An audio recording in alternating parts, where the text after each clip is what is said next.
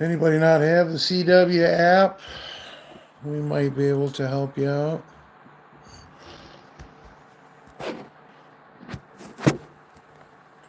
Aspect ratio isn't going to be the best, though. That is the problem.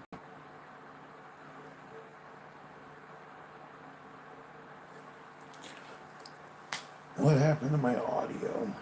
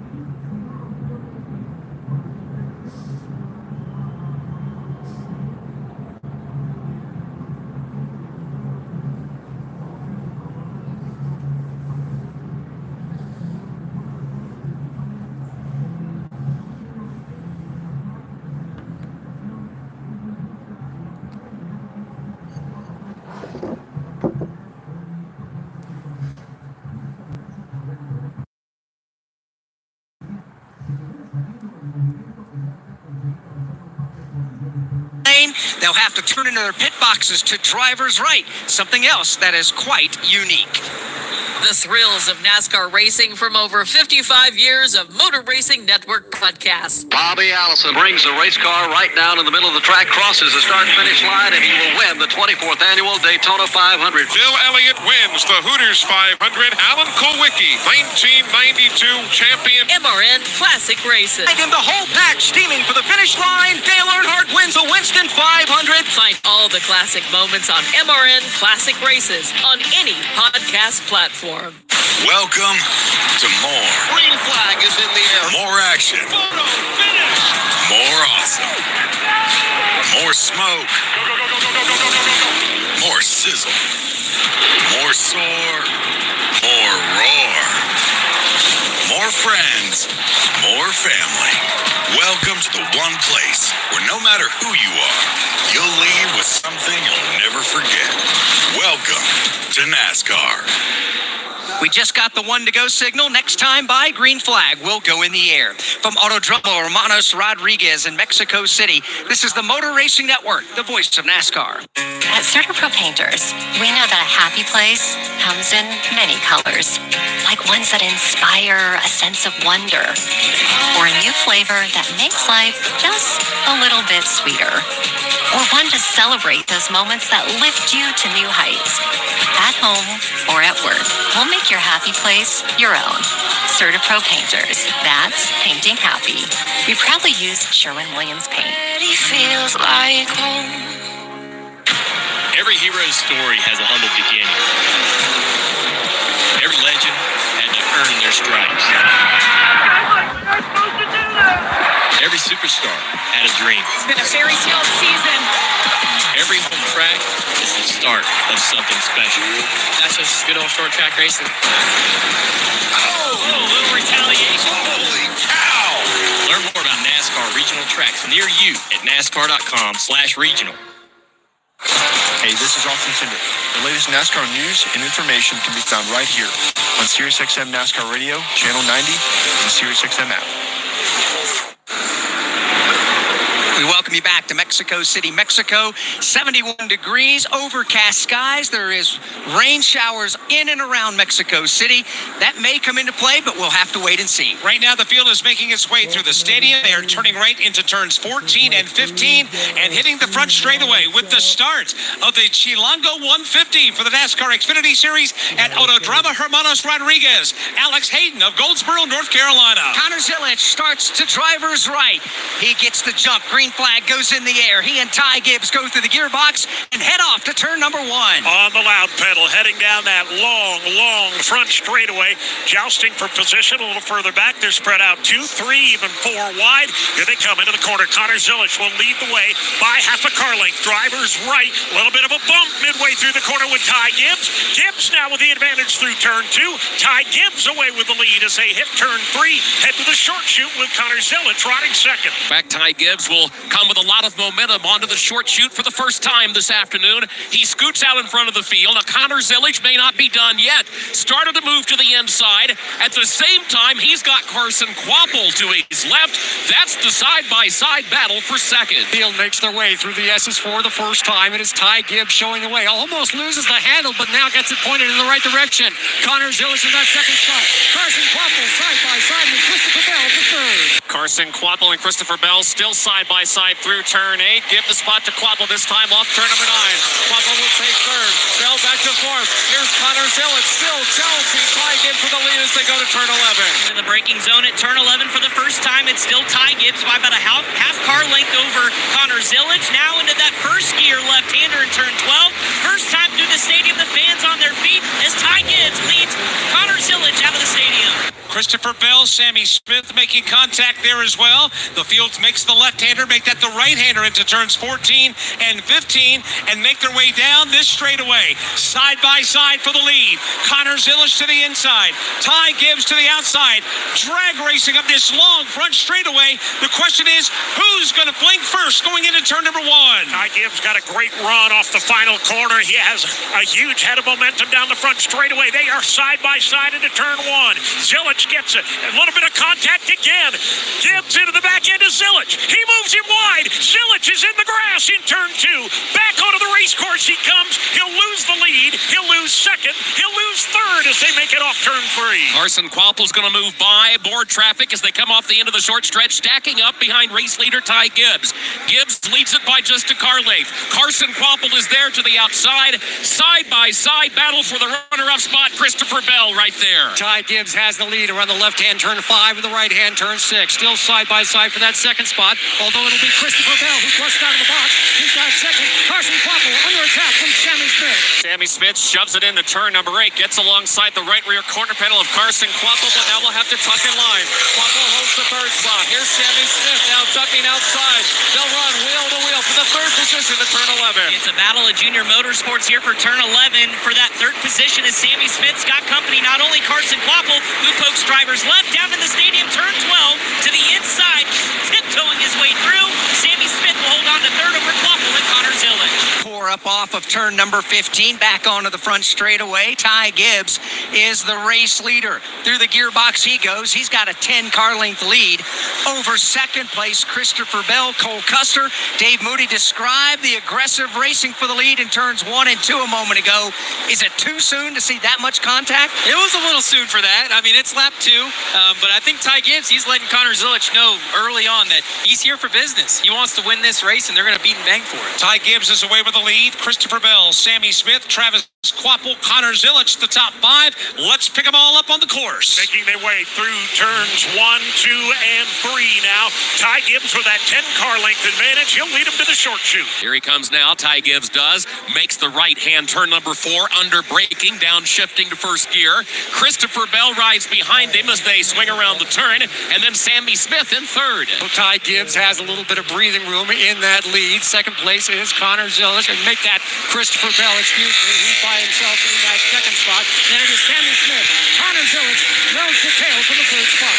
That's how they run in the top 4. Ty Gibbs already off of turn number 9 in his black Toyota. He leads Christopher Bell by 5 car lengths. It's another 7 back to pick up Sammy Smith, who's still in the heat from Connor Zilic. Ty Gibbs negotiates the right-hander in turn 11 easily. Now down to first gear for the left-hander. Trouble! Sam Mayer in turn number 11 gets turned around. He's facing the wrong direction, makes contact with the tire barrier. In turn number 11, it's a sketchy braking zone, and unfortunately, Sam Mayer now buried his Ford Mustang into the tire barriers. He slowly starts to creep back under power. Caution on the speedway on lap number 3 for the problem going off into turn number 11 in front of Chris Wilner. Yeah, it was a big lockup for Sam Mayer. Not sure if he had help on the back bumper as they entered turn number 11, but it was a massive slide through the center apex of turn number 11, the right-hander, and then he faced the wrong direction going backwards and into the tire barrier. It wasn't massive as far as contact is concerned, but certainly made contact with the tire barrier here in turn number 11. Caution flag number 1 will fly at lap number 3 as Sam Mayer goes for a ride in Mexico City.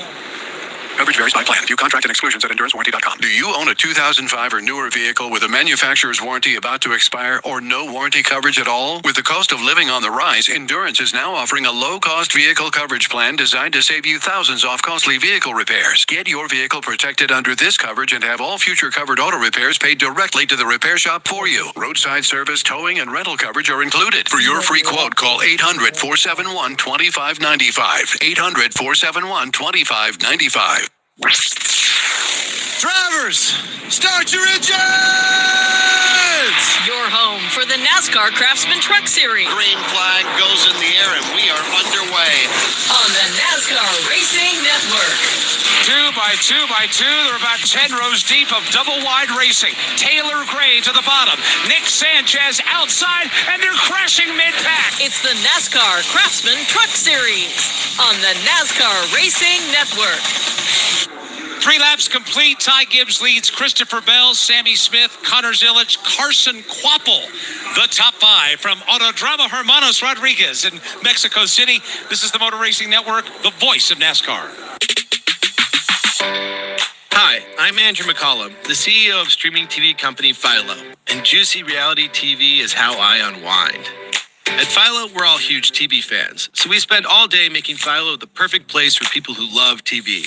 No hassles, no contracts, and we never ask you to pay more for things you don't want. just the good stuff. We have live TV from your favorite channels like MTV, Discovery, A&E, and more. We've got a huge library of more than 80,000 movies and shows you can watch anytime. We give you an unlimited DVR so you can skip all the ads. And we have 24/7 customer service that connects you to a real person in seconds. You might even get me on the line. The best part, at Philo, we think TV shouldn't break the bank. So all of this is just $28 a month when you sign up at philo.tv/Andrew. That's PHILO.tv/Andrew. Give us a try, risk-free. If you love TV, you'll love Philo. Award for Entertainer of the Year goes to Keith Urban. Hey, race fans, this is Keith Urban on Sirius XM NASCAR Radio, Channel 90.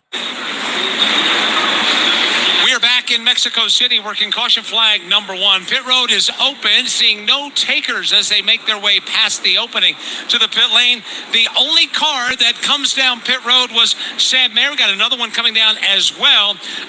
You got the green car that's coming down the pit lane. Let's get an update on the Sam Mayer car right now. Yeah, Sam Mayer was the one that got it into the barriers there, and they had left side damage. They had to go up with some saws underneath the left front of the car and just work up under that car and tear some of the crush panels and those brackets out from under the car. They were in on the wheels. So Sam Mayer just said the car swapped ends on him down there into the corner, and so left rear damage a little bit as well, but they've sent him back out, put 4 tires on.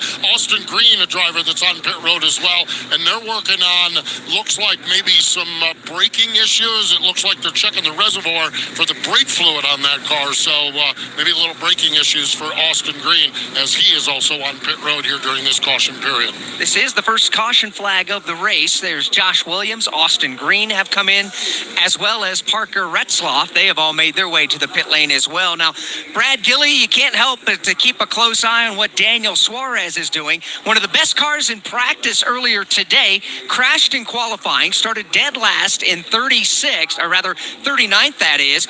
But Brad, he's made his way up to 25th in the opening 2 laps. Yeah, he's making his way up pretty quick. And remember, this is a backup car that the team prepared with Junior Motorsports in just about 2.5 hours. They rolled it out to the grid right before pre-race ceremonies. Daniel just got on the radio, said the car has a little bit of wheel hop, a little more than what he'd like. With these solid rear axles in the Xfinity cars, you're going to get that. But he says the brakes are solid. And that is the thing that he had trouble with in practice when he crashed the primary car.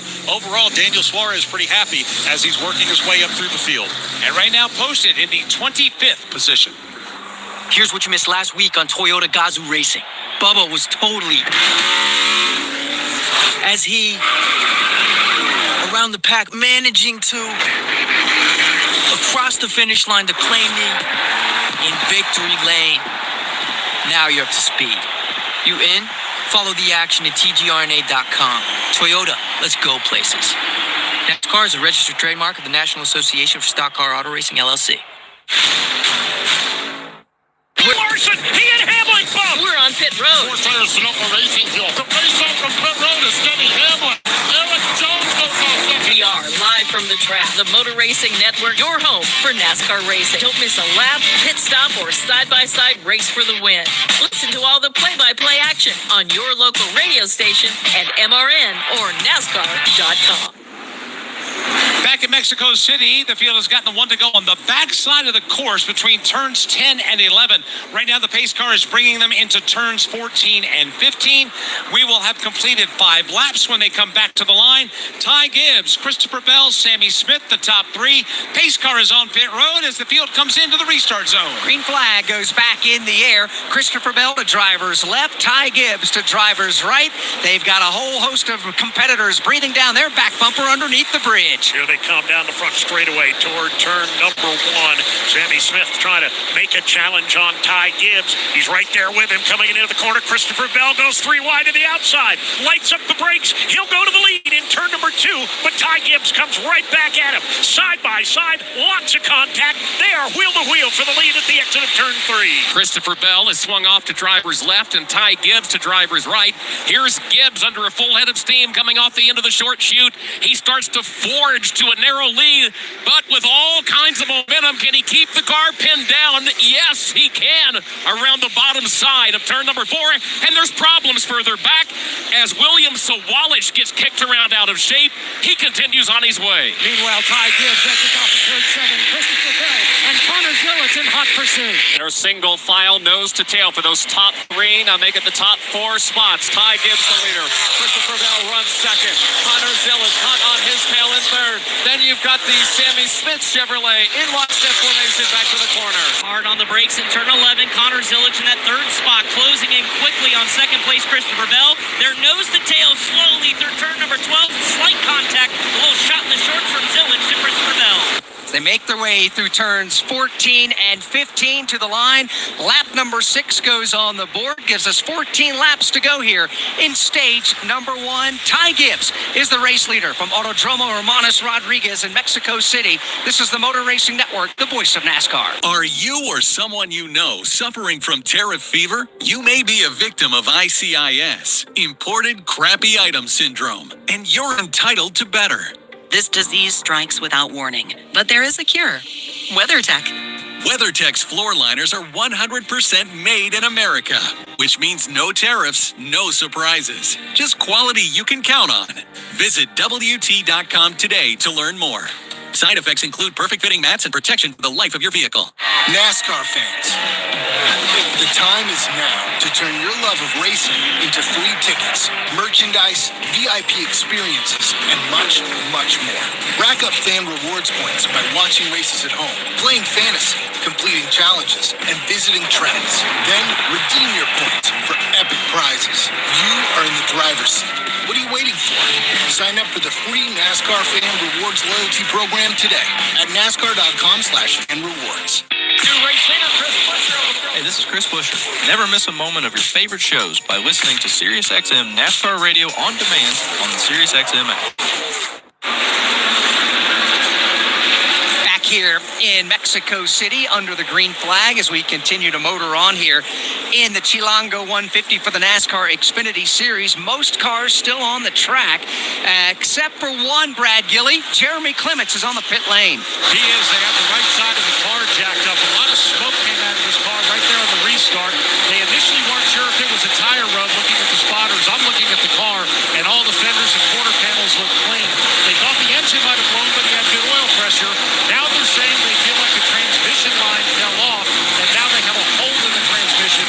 Jeremy Clements is going to drive his car back to the garage. Jeremy Clements and Parker Retzlaff 1 lap down now. That'll change as Clements makes his way back to the NASCAR Xfinity Series garage. Harrison Burton just went for a spin coming out of the stadium. He rights his car and will rejoin the proceedings. 7 laps are complete. Ty Gibbs leads. Let's pick him up on the course. He's working his way through turn number 4, the right-hander at the southeast portion of the course. Now he's headed for the S's. Bit of a 3-car breakaway up at the front with Gibbs in charge. Second place man is Christopher Bell. Then it's Connor Zillett.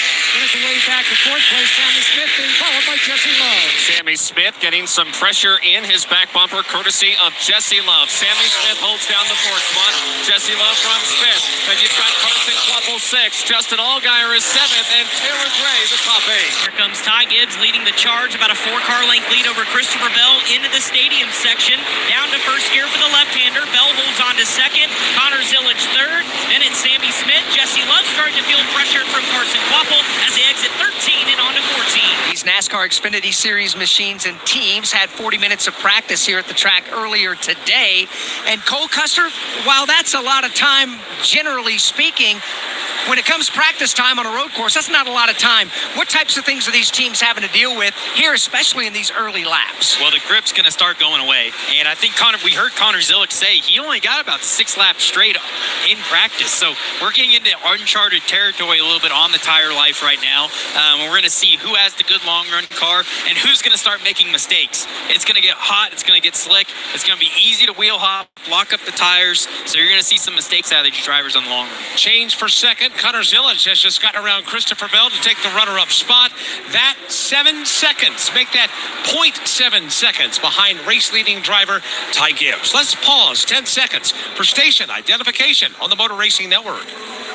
24/7, 365 coverage of all things NASCAR. All things NASCAR happens exclusively on SiriusXM NASCAR Radio, Channel 90. The NASCAR Xfinity Series, Chilango 150, racing today at Autodromo Hermanos Rodriguez in Mexico City. Motor Racing Network is here with live flag-to-flag coverage. Mike Bagley, Alex Hayden, and Cole Custer with you topside. Out in the turns today, we've got Dave Mooney, Kurt Becker, Dan Hubbard, Tim Catalfamo, and Chris Wilner. In the pits, Steve Post and Brad Gilley. 8 laps are complete. If you're just joining us, it's been all Ty Gibbs all the time. He's led all 8 of those laps with Christopher Bell, Connor Zilic, Sammy Smith, and Jesse Love, the top 5. We've been slowed for caution one time in lap 3 when Sam Mayer took a ride into the tire barrier in turn 11. Other than that, it's been the Camry of Ty Gibbs that's been showcasing everything so far. Zilic was able to get by Christopher Bell this last lap, so he's going to set his sights, Dave, directly on the back bumper, the driver that moved him out of the way on lap 1. Let's see if Connor Zilic is the retaliatory type. He's within about a half a car length now as they work their way through turn number 2 and head for 3.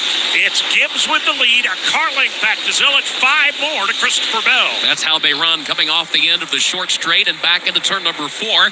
Ty Gibbs angles his car out wide, now dives down to the bottom side of turn 4 to find the preferred line there. No one close enough to make a challenge just yet as they work off turn 4. And tire wear is starting to become evident as these drivers are now sliding their cars through the S's of turns 5, 6, and 7. It's still Gibbs in charge. Connor Zilic a distant second and third is Christopher Bell.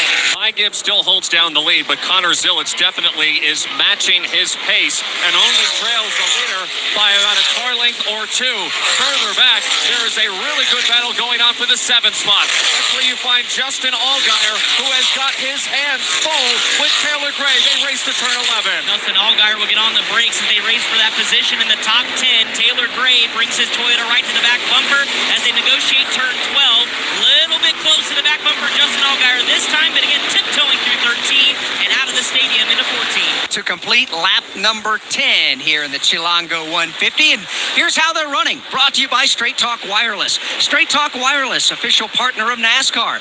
Fans of fast, get real unlimited data on reliable 5G with no contracts or hidden fees. Now at Walmart or straighttalk.com. Straight Talk Wireless. Ty Gibbs leads Connor Zilic, Christopher Bell, Sammy Smith, Jesse Love.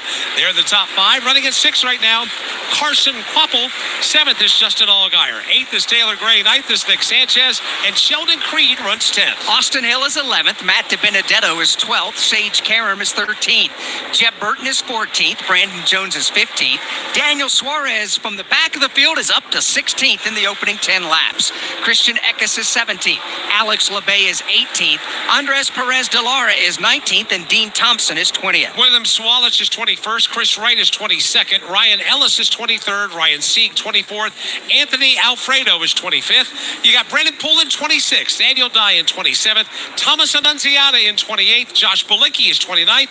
And Blaine Perkins is 30th. 31st is Brad Perez. 32nd is Ruben Ravello. Kyle Sieg is 33rd. Josh Williams 34th. Harrison Burton is 35th. Sam Mayer 36th. 37th is Austin Green. Parker Slop is 38th. Jeremy Clements out of the race. He'll finish today's race in 39th.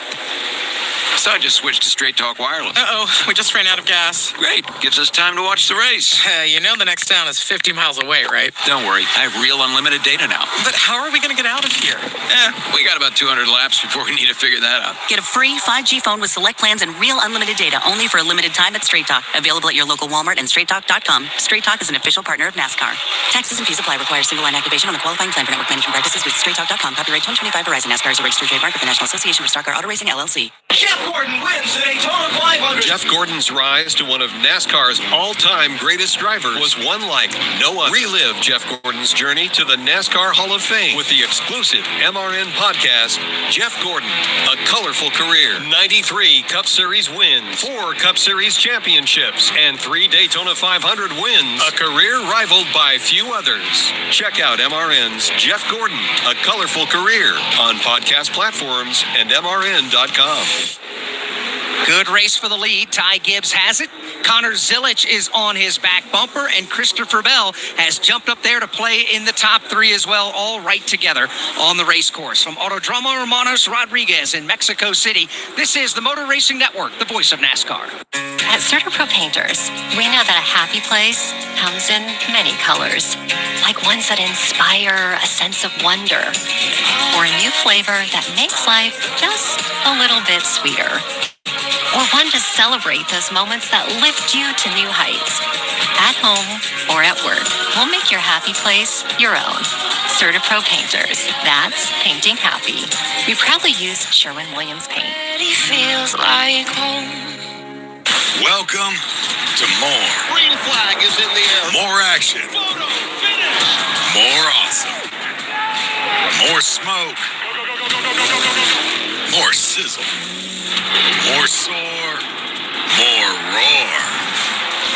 More friends. More family. Welcome to the one place where no matter who you are, you'll leave with something you'll never forget. Welcome to NASCAR. Kyle Busch, he is a champion yet again in the NASCAR Cup Series. This is Kyle Busch on your 24/7 home for NASCAR, Sirius XM NASCAR Radio, Channel 90.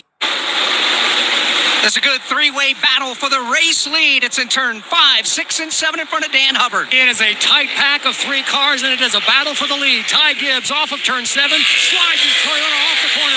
Connor Zilic and Christopher Bell are right there. Zilic and Bell definitely are continuing to pressure Ty Gibbs for the top spot. Gibbs off turn number 9. He's got Connor Zilic and Christopher Bell right behind him. They remain a half a car length apart. Three cars fighting for the lead in Mexico City. Potential passing point in turn number 11 as Connor Zilic gets closer again, but this is where he's better. Right here in turn 12, the slow left-hander rolls that Chevrolet just ever so closer to Ty Gibbs. Still 3-car breakaway between Gibbs, Zilic, and Bell. Race fans being entertained right now with a terrific battle for the lead, and Christopher Bell will lose his car. Right in turn number 14, the back end stepped out from underneath him. He will spin that Mobil 1 Toyota. He'll lose a couple of spots in the process, but what was a three-way battle for the lead turns into a two-way battle for the lead, headed to Dave Moody. Here they come down the front straightaway, and turn 1 has been a major attack zone in the last few laps for Connor Zilic. He actually loosened up Gibbs' molars last time through, and he gives him another little shot in the keister. Again in turn number 2. Gloves are off between these two after contact on the second lap of the race. 2 by 2 they race, nose to tail, inches apart off 3. They regroup on the short chute. Here's Ty Gibbs now. He moves from left to right. Now angles out wide back into the corner. Turn number 4. Around the right-hander he goes. Connor Zilic breathing down his tailpipe as they head on to the S's. Here comes Ty Gibbs trying to find some breathing room, and Connor Zilic simply will not allow it. Through the left-hand turn 5, the right-hand turn 6, and now through the left-hand turn 7. Here comes Gibbs, here comes Zilic, almost simultaneous braking for turn 8. Connor Zilic in the runner-up spot right now, continuing to fill up the rear view mirror of Ty Gibbs. This time out of turn number 10, Gibbs pulls away by about a car length. Zilic, though, still there, racing to the right-hander in turn 11. The fight continues down here into the stadium section as they break and downshift to turn number 12 all the way to first gear. Ty Gibbs still has about a half car length lead over Connor Zilic as they race out of the stadium. Sammy Smith starting to pull away a little bit from Jesse Love in that third spot. 1 lap ago, it was a 3-car battle for the race lead. Now it's a 2-car battle after the spin by Christopher Bell, who was able to right the ship, fall back in line in the number 9 position. So Bell's got some work to do. But Dave, there has been some physical racing between the top 2 as they head right back to turn 1. Doesn't seem like there's a lot of love lost between the two of them, that's for sure. Connor Zilic has been very good under hard braking into turn number 1, and he'll try and make a run at him again. Not quite close enough to challenge for the lead, but just a couple of feet off the back bumper of Gibbs through the left-hand turn 2. Now wide over the top of turn number 3. Gibbs and Zilic 1 and 2, less than a car length between them. Ty Gibbs, black and green Toyota. He's on the point, and Connor Zilic is right behind him. Here they come into turn number 4. It is Ty Gibbs with the race lead. Justin Allgaier's having a problem. He's on the pit lane right now. Flat tire for Justin Allgaier. That came right during the stadium section, and the left rear tire was down for Justin Allgaier, so he was able to hang a right and come down pit road. 4 new tires drivers on this car. Looks like everything is all right now. They're waiting on some fuel. In fact, they're going to jack it up, and now they're going to take a look up under the car. So not sure. It was initially a flat tire, but they're looking up under the right rear of the car right now to see if there's any damage or tire rub. And yeah, now the pace is really slowed down. They got bigger problems with the Justin Allgaier car. Tough break for Justin Allgaier as they continue to diagnose what the potential problems are on that machine.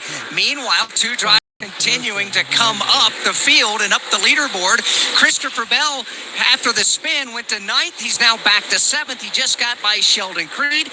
Also, Daniel Suarez is up to the 15th spot. Steve Post, what is the updated diagnosis of Justin Allgaier's problem? They broke the right rear axle. The right rear axle is broke. He's tiptoeing the car down pit road, and I believe he might go out and run a lap, but bring it down to the garage or make it turn into the garage area. Yeah, the right-hand turn to the garage. It's that pit exit here, and there goes Justin Allgaier behind pit wall. Cole Custer, what could create that problem? Well, it's hard to say exactly, but one thing that can definitely create it is wheel hop. And as you get later and later into these runs, like we said before, you're going to see mistakes. Trouble turn 2. Around goes Sammy Smith. Smith on the nose of Jesse Love. He turns it around, loses a handful of spots, gets it righted in the grass. He gets turned by Jesse Love and finally gets it back onto the racetrack. A rough turn 2 for Sammy Smith. We stay under the green flag. As not a good lap for Junior Motorsports, Cole, as Sammy Smith goes for a spin. And you were just describing what could be potentially the culprit to break the axle for Justin Allgaier. Well, a lot of the times it's wheel hop, like I was saying before. And, it's hard to say exactly, but especially with how slick it gets on these long runs, it can definitely, you can get that thing wheel hopping and it's going to break that axle. Last time on the racetrack for the NASCAR Xfinity Series, Justin Allgaier was celebrating victory at Nashville Super Speedway. This weekend, not so much for Justin Allgaier, who right now finds himself in the 37th position. Now, Jesse Love on the racetrack just used the old chrome horn, as it were, and moved Sammy Smith out of the way. Let's get an update on Jesse Love from Brad Gilley. Yeah, Jesse Love's been getting a lot of coaching on the racetrack. They keep telling him that he's overdriving the corners. They want him to back up his entry into turn 11. They want him to back up his entry into turn number 9 and try and get back to the throttle sooner. The one thing they're trying to do is calm him down. But Danny Stockton got on the radio right before that spin with Sammy Smith and said, go get that 8. We might have an opportunity to win a stage. Obviously, Stockton paying attention to what's going on with the two leaders up front and how hard they're racing. As we get closer and closer to the end of stage number 1, we're down to just 4 laps remaining in this opening stage. And Cole, we've seen some cars come by our vantage point here. Some dents, some tire marks on the doors, some smoke coming out of these cars. It's been a very rough and tumble opening 16 laps. Well, it's just so slick out there. And these guys, they're bumping into each other. They're trying to find all the room they can to make it around these corners. I mean, even Christopher Bell, Cup race winner. We didn't expect him to make a mistake, but he spun out in the final corners. So it's getting treacherous out there on the long run. When they come to the line, 3 laps to go in the stage breaks will come at laps 20 and 40. 65 laps will make up the Chilongo 150 here at Autodromo Hermanos Rodriguez. Ty Gibbs, the leader. Connor Zilic, Carson Quapple, Jesse Love, and Tanner Gray, the rest of the top 5 as they race their way across the start-finish line, head back into turn number 1. Let's pick up the leaders on the course. Makes his way up off of turn number 15. He's going to stay on the race course, is the race leader Ty Gibbs. Then there's Connor Zilic. He's now begun to yield some car lengths to the race leader, Connor Zilic. So Steve Post, down to 3 laps to go before the end of the stage. Do we expect anybody to try to short pit here? I would not be surprised. These laps here are so long that you can pit the cars and not lose a lap. So I would not be surprised. I'm not sure that Connor Zilic is going to do it. He's in the championship battle and stage points are going to matter. But I think we could see some drivers short pit, meaning come down, pit, not lose a lap. When the stage caution comes out, when everyone else pits, they'll rocket their way up the scoreboard to the front of the field. And there are several drivers doing exactly that right now. Christopher Bell is in. Also, Daniel Suarez is in. Let's cover the Suarez style. Daniel Suarez started 39th. He worked his way up to 14th before being called onto pit road. The crew has already worked on the left side of the car. Now they move to the right side of the car. It's going to be a 4-tire change. The fueler is nodding his head. They've got him topped off with Sunoco fuel. Oh, he stalls his car, actually has to back up before exiting his pit box because we had another car pitting right in front of him. So for Daniel Suarez, he was literally boxed in by both Dean Thompson and Daniel Dodd. These pit boxes here at this circuit are 26 and a half feet in length. They are the shortest that we're going to have this entire season. So that is something that may have come into play. It looked like Suarez pitted perfectly, Cole, in the spot that he was supposed to as far as what the team marked in the pit box. But these are just small pit boxes. Yeah, I mean, there was no way for him to go. When you get somebody angled in front of you like that, it's going to be very hard to get out of the pit box. And with how tight it is, it doesn't leave too much room for air. Let's go to the garage for an update on Justin Allgaier. Justin Allgaier sits aboard the car down here, and we thought it was the left rear axle. It's the right rear axle is broke on the car, and so Jim Pullman and the crew are going to work. They're going to replace everything and put him back out on the racetrack. So Justin Allgaier not going to have a good finish, but their goal is to finish this race wherever that puts them after this broken right rear axle. By rule, 2 laps before the end of a stage, pit lane will close. But the race leaders, well, they didn't get to the line until they crossed it on pit lane. They are the only 2 making legal pit stops at the moment. Pit work is done. Connor Zilic and his team, they get the job done. Connor Zilic on the pit lane will overtake Ty Gibbs, but that will shuffle up the leaderboard. It will indeed do that as we're getting to the end of this stage. Carson Kvapil will go to the top of the leaderboard, and let's pick Carson up on the course. He is entering the left-hand turn 5 into the S's, the right-hand turn 6, and Kvapil is all by himself. It is a good 10 to 12 car lengths to the second-place man of Jesse Love and Taylor Gray. They're involved in a nose-to-tail battle. Yeah, that's a really good battle going on for second right now behind the leader, Carson Kvapil, who exits turn number 9 and heads down the short straightaway. Jesse Love has not been able to shake Taylor Gray. Gray's gotten into his back bumper a couple of times, but Gray continues to pressure Love to that second spot. Heck of a day for Carson Kvapil. The late model stock champion is now leading here in Mexico City by about 7 car lengths. Meanwhile, for second, Jesse Love having all sorts of fits from Taylor Gray as they exit the stadium. Carson Kvapil had a great run at Circuit of the Americas earlier this year where he was battling with his teammate Connor Zilic for the win. Came up just short on that, but earned an awful lot of road course chops as he flashes by the line. And we start the final lap of stage number 1. That battle for second rages on. That's where Jesse Love has got the very short advantage over Taylor Gray. But at the front of the pack, it is all Carson Kvapil. He'll execute turn number 1 with a lead of about 14, maybe 16 car lengths over Jesse Love and Gray. Here comes Kvapil over the speed bumps and out onto turn 3 to the short chute. Carson Kvapil, nothing but open racetrack ahead of him as he comes back off the end of the short chute and sets up for the entry into right-hand turn number 4. Now the battle is on for second. Taylor Gray diving to the inside in turn 4 of Jesse Love. They go door to door for the runner-up spot. Meanwhile, your leader, Carson Kvapil, calmly navigates the S's here at Autodromo Hermanos Rodriguez. He's already off turn 7. Here's that battle for second. It belongs to Taylor Gray, but Jesse Love right on his bumper into turn 8. Taylor Gray finally able to snatch the second spot away from Jesse Love. Love will have to tuck in line, and follow Taylor Gray back in the third spot. Meanwhile, the leader, Carson Kvapil, already hard on the brakes entering turn 11. Stretching his lead is Carson Kvapil as he enters the Foro do Sol, the stadium section, but all eyes on this torrid battle for second. Jesse Love thought about going driver's left, lunging into turn 12, backs out of it as Taylor Gray continues to hold on to second. Leaders exit the stadium now through the right-handers, turns 14 and 15. Here's Carson Kvapil. He'll bring his Junior Motorsports Chevrolet back to the main straightaway. Green and white checkered flag is waving at the start-finish line, and Carson Kvapil has won stage 1 of the Chilango 150. Coming across the line in second will be Taylor Gray, Jesse Love third, Austin Hill fourth, and Nick Sanchez number 5 on the leaderboard, with Brandon Jones in 6th, Sage Karam in 7th, Matt DiBenedetto is 8th, 9th is Jeff Burton, and 10th is Alex LeBay. Hey, I hear you think podcasts are all about true crime, huh? Well, wise guy, the iHeartRadio app's got all kinds of podcasts. We got stuff you should know and stuff they don't want you to know.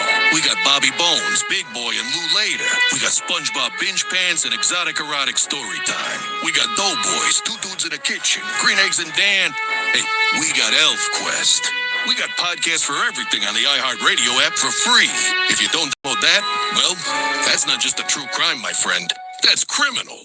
Relive the thrills of over 50 years of NASCAR racing with the Motor Racing Network's classic race. 36th Annual Southern 500. They come down to the start-finish line. Bill Elliott and David Pearson get down. We dig into the MRN audio vault for unforgettable races and moments. Dale Jarrett's got the lead. Earnhardt's not going to get him.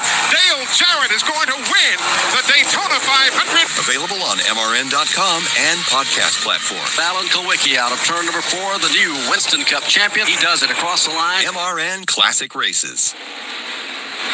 Caution flag number 2 is flying over the Chilungo 150. End of stage 1 is the reason. Carson Quapple picks up that green and white checkered flag. And right now on the racetrack, everybody will be collected behind the safety car. Pit road will open for those that choose to come down for service. From Autodrama Hermanos Rodriguez in Mexico City, this is the Motor Racing Network, the voice of NASCAR. Hi, I'm Andrew McCollum, the CEO of streaming TV company Philo, and Juicy Reality TV is how I unwind. At Philo, we're all huge TV fans, so we spend all day making Philo the perfect place for people who love TV.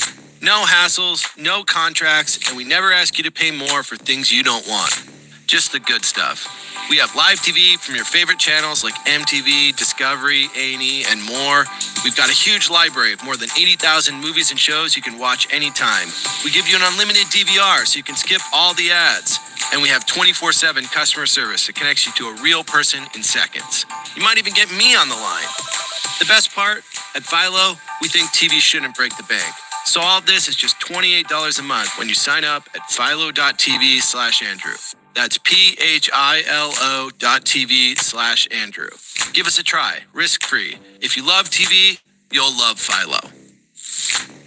Eric Jones, again, a good run, jumps to the outside. This is Eric Jones. You're listening to America's Home for NASCAR, Sirius XM NASCAR Radio, Channel 9. Mexico City, second caution flag is waving in the afternoon, the end of stage 1.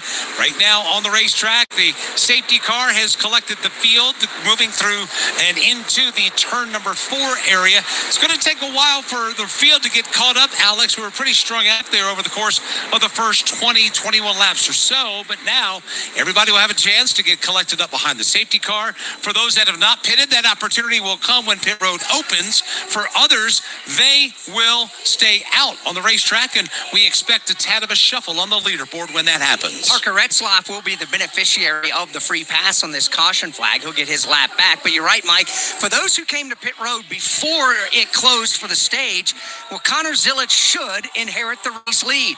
Ty Gibbs will then go to second, and Christopher Bell should go back to the number 3 position after spinning from third and falling in line back in ninth. That should put Sheldon Creed and Sammy Smith the rest of the top 5. Should everybody else come down the pit lane, which, here probably about 30 laps for a tank of fuel. We completed 21 laps, unless you're really trying to game the strategery here, as it were. I don't see anybody trying to pull a strategy like that. We'll see, but the leaderboard will get shuffled up after this round of pit stops. Yeah, because stage number 2 will end at lap number 40, and that's only 19 laps from where we are right now. So for those who came to pit lane, Cole Custer just a moment ago, should be good to go. Yeah, I mean, getting that short pit is going to be huge because now you have the track position. For the guys who got points, though, that makes you feel really good at the end of the race if you don't get the finish that you want. But if you can keep that track position, it's going to be huge for getting the next stage win. So let's go inside the helmet right now. You've got 20 laps under your belt. You're getting ready to maybe come down pit road. What are you telling the team? What are you telling the crew? What are you very sensitive about right now, as technically this will be the first chance you've had to bring the car back to pit road? Well, that was the first time that these guys have really been able to do a really long run. So you're trying to tell your crew chief, what can make the car better? How do you make it 2 or 3 spots better than what you're running? So they're going to try and adjust on it here and hopefully make it a little better. As the field comes through the stadium portion of the course right now, we'll wait and see if pit road is opened up and if everybody will elect to come in, as looks like they're going to keep pit road closed for the moment. We'll go around at least one more circuit around this racetrack. Coverage varies by plan. View contract and exclusions at endurancewarranty.com. Do you own a 2005 or newer vehicle with a manufacturer's warranty about to expire or no warranty coverage at all? With the cost of living on the rise, Endurance is now offering a low-cost vehicle coverage plan designed to save you thousands off costly vehicle repairs. Get your vehicle protected under this coverage and have all future covered auto repairs paid directly to the repair shop for you. Roadside service, towing, and rental coverage are included. For your free quote, call 800-471-2595. 800-471-2595. Welcome to more. Green flag is in the air. More action. More awesome. More smoke. More sizzle. More soar. More roar. More friends. More family. Welcome to the one place where no matter who you are, you'll leave with something you'll never forget. Welcome to NASCAR. From Autodromo Hermanos Rodriguez in Mexico City, this is the Motor Racing Network, the voice of NASCAR. Are you or someone you know suffering from tariff fever? You may be a victim of ICIS, Imported Crappy Item Syndrome, and you're entitled to better. This disease strikes without warning, but there is a cure. WeatherTech. WeatherTech's floor liners are 100% made in America, which means no tariffs, no surprises. Just quality you can count on. Visit WT.com today to learn more. Side effects include perfect fitting mats and protection for the life of your vehicle. Welcome to Truck Country, where sweat becomes fuel. Bumpers become bruisers. Caution is out. And pedals become pedestals. Where a future is written, one lap at a time, and burned into history. Welcome to the NASCAR Craftsman Truck Series on Fox and FS1. Chase Elliott over his teammate by mere inches. This is Chase Elliott, and you're listening to America's Home for NASCAR, Sirius XM NASCAR Radio, Channel 9. Back here in Mexico City as we work the caution flag for the second time today in the Chilango 150. The first came out on lap 3. Sam Maris single car crash into the barrier in turn 11. They were able to pull that car out and get him back on the track with some damage. The second caution flag coming out for the conclusion of stage number 1, which was won by Carson Kvapil. When the checkered flag flies on this race, we have one more coming your way on the Motor Racing Network. Be sure to join us at 7 p.m. Eastern Time tonight. We'll have coverage of the NASCAR Mexico Series Pedro Rodriguez 60. That is a doubleheader this weekend for that series. We raced one yesterday. We'll race another one today. And, of course, don't forget, we're back tomorrow with the Viva Mexico 250 for the NASCAR Cup Series, 2 p.m. Eastern Time. NASCAR Live Race Day on the air here in Mexico City. Problem out on the race course right now for Ruben Ravello making his Xfinity Series debut. Cole, we had a chance to see via the NASCAR TV monitors. Something's amiss at the back end of that race car. Yeah, it looks almost like the track bars broke. The car's all cocked sideways, and it's crap walking out there, and it eventually blew the left rear tire because of that. But sometimes, with how rough it is over the curbing, you can really damage some stuff on these road courses. So while Ruben is trying to nurse that car back to the pit lane, pit road is open, and we've got a lot of takers. Pit stops happening at lap 22. First, we start with Brad Gilley. Jesse Love is in. The crew's around on the left side of the car. They're going to move to the right side. The one thing he needs to do is just back up the entry to his corner. Also, Brandon Jones is in. He says his car feels a little bit loose as he's coming off the turn, getting into the pass. Same with Christian Eccles for 4 Tires and Sunoco. Steve Post. Austin Hill is in 4 Tires Sunoco Racing Fuel. Taylor Gray was in. He slid through his pit box. They had to back that car up. Going to be 4 Tires Sunoco Racing Fuel. He's looking for more lateral grip. Carson Kvapil is in. 4 Tires Sunoco Racing Fuel. He gets down and away. Carson Kvapil also reporting late in the run he wanted more lateral grip on his Chevy Camaro. Jesse Love comes off the pit lane as the number one driver. Carson Kvapil in second. Good pit work for Brandon Jones. Puts him third off the pit lane as we have completed 23 laps. The Virginia Lottery has mega news! Whoa, Mega Millions just got more millions! Now with a chance to multiply your non-jackpot prize up to 10 times and a higher jackpot starting at $50 million, all for just $5. So go grab a ticket before this news gets any bigger! Oh, too late. To learn more, visit VALottery.com/mega. Must be 18 or older to play. Please play responsibly. 888-532-3500. Welcome to more. Green flag is in. More action. More awesome. More smoke. More sizzle. More soar. More roar. More friends. More family. Welcome to the one place where no matter who you are, you'll leave something you'll never forget. Welcome to Pocono, June 20th through the 22nd. Get your tickets now at PoconoRaceway.com. From Autodrama Hermanos Rodriguez in Mexico City, this is the Motor Racing Network, the voice of NASCAR. At CertaPro Painters, we know that a happy place comes in many colors, like ones that inspire a sense of wonder, or a new flavor that makes life just a little bit sweeter, or one to celebrate those moments that lift you to new heights. At home or at work, we'll make your happy place your own. CertaPro Painters, that's painting happy. We proudly use Sherwin-Williams paint. It feels like home. Welcome to the Proving Ground. Welcome to fist bumping. David beats Goliath. Cylinder thumping. Racing for the win. Contact made. Metal crunching. Some big hits right there. It's all or nothing. They're banging fenders. For 26 weeks of the year. The wait is finally over. Welcome to the NASCAR Xfinity Series. Only on the CW. This is Chase Briscoe. The biggest calls, the biggest interviews from every track can be found right here on SiriusXM. NASCAR Radio, Channel 90, and the SiriusXM app. Welcome back to Mexico City under caution flag number 2. A lot of teams came down for service, although one stayed longer than others. That driver was Ryan Sieg. Brad Gilley, why?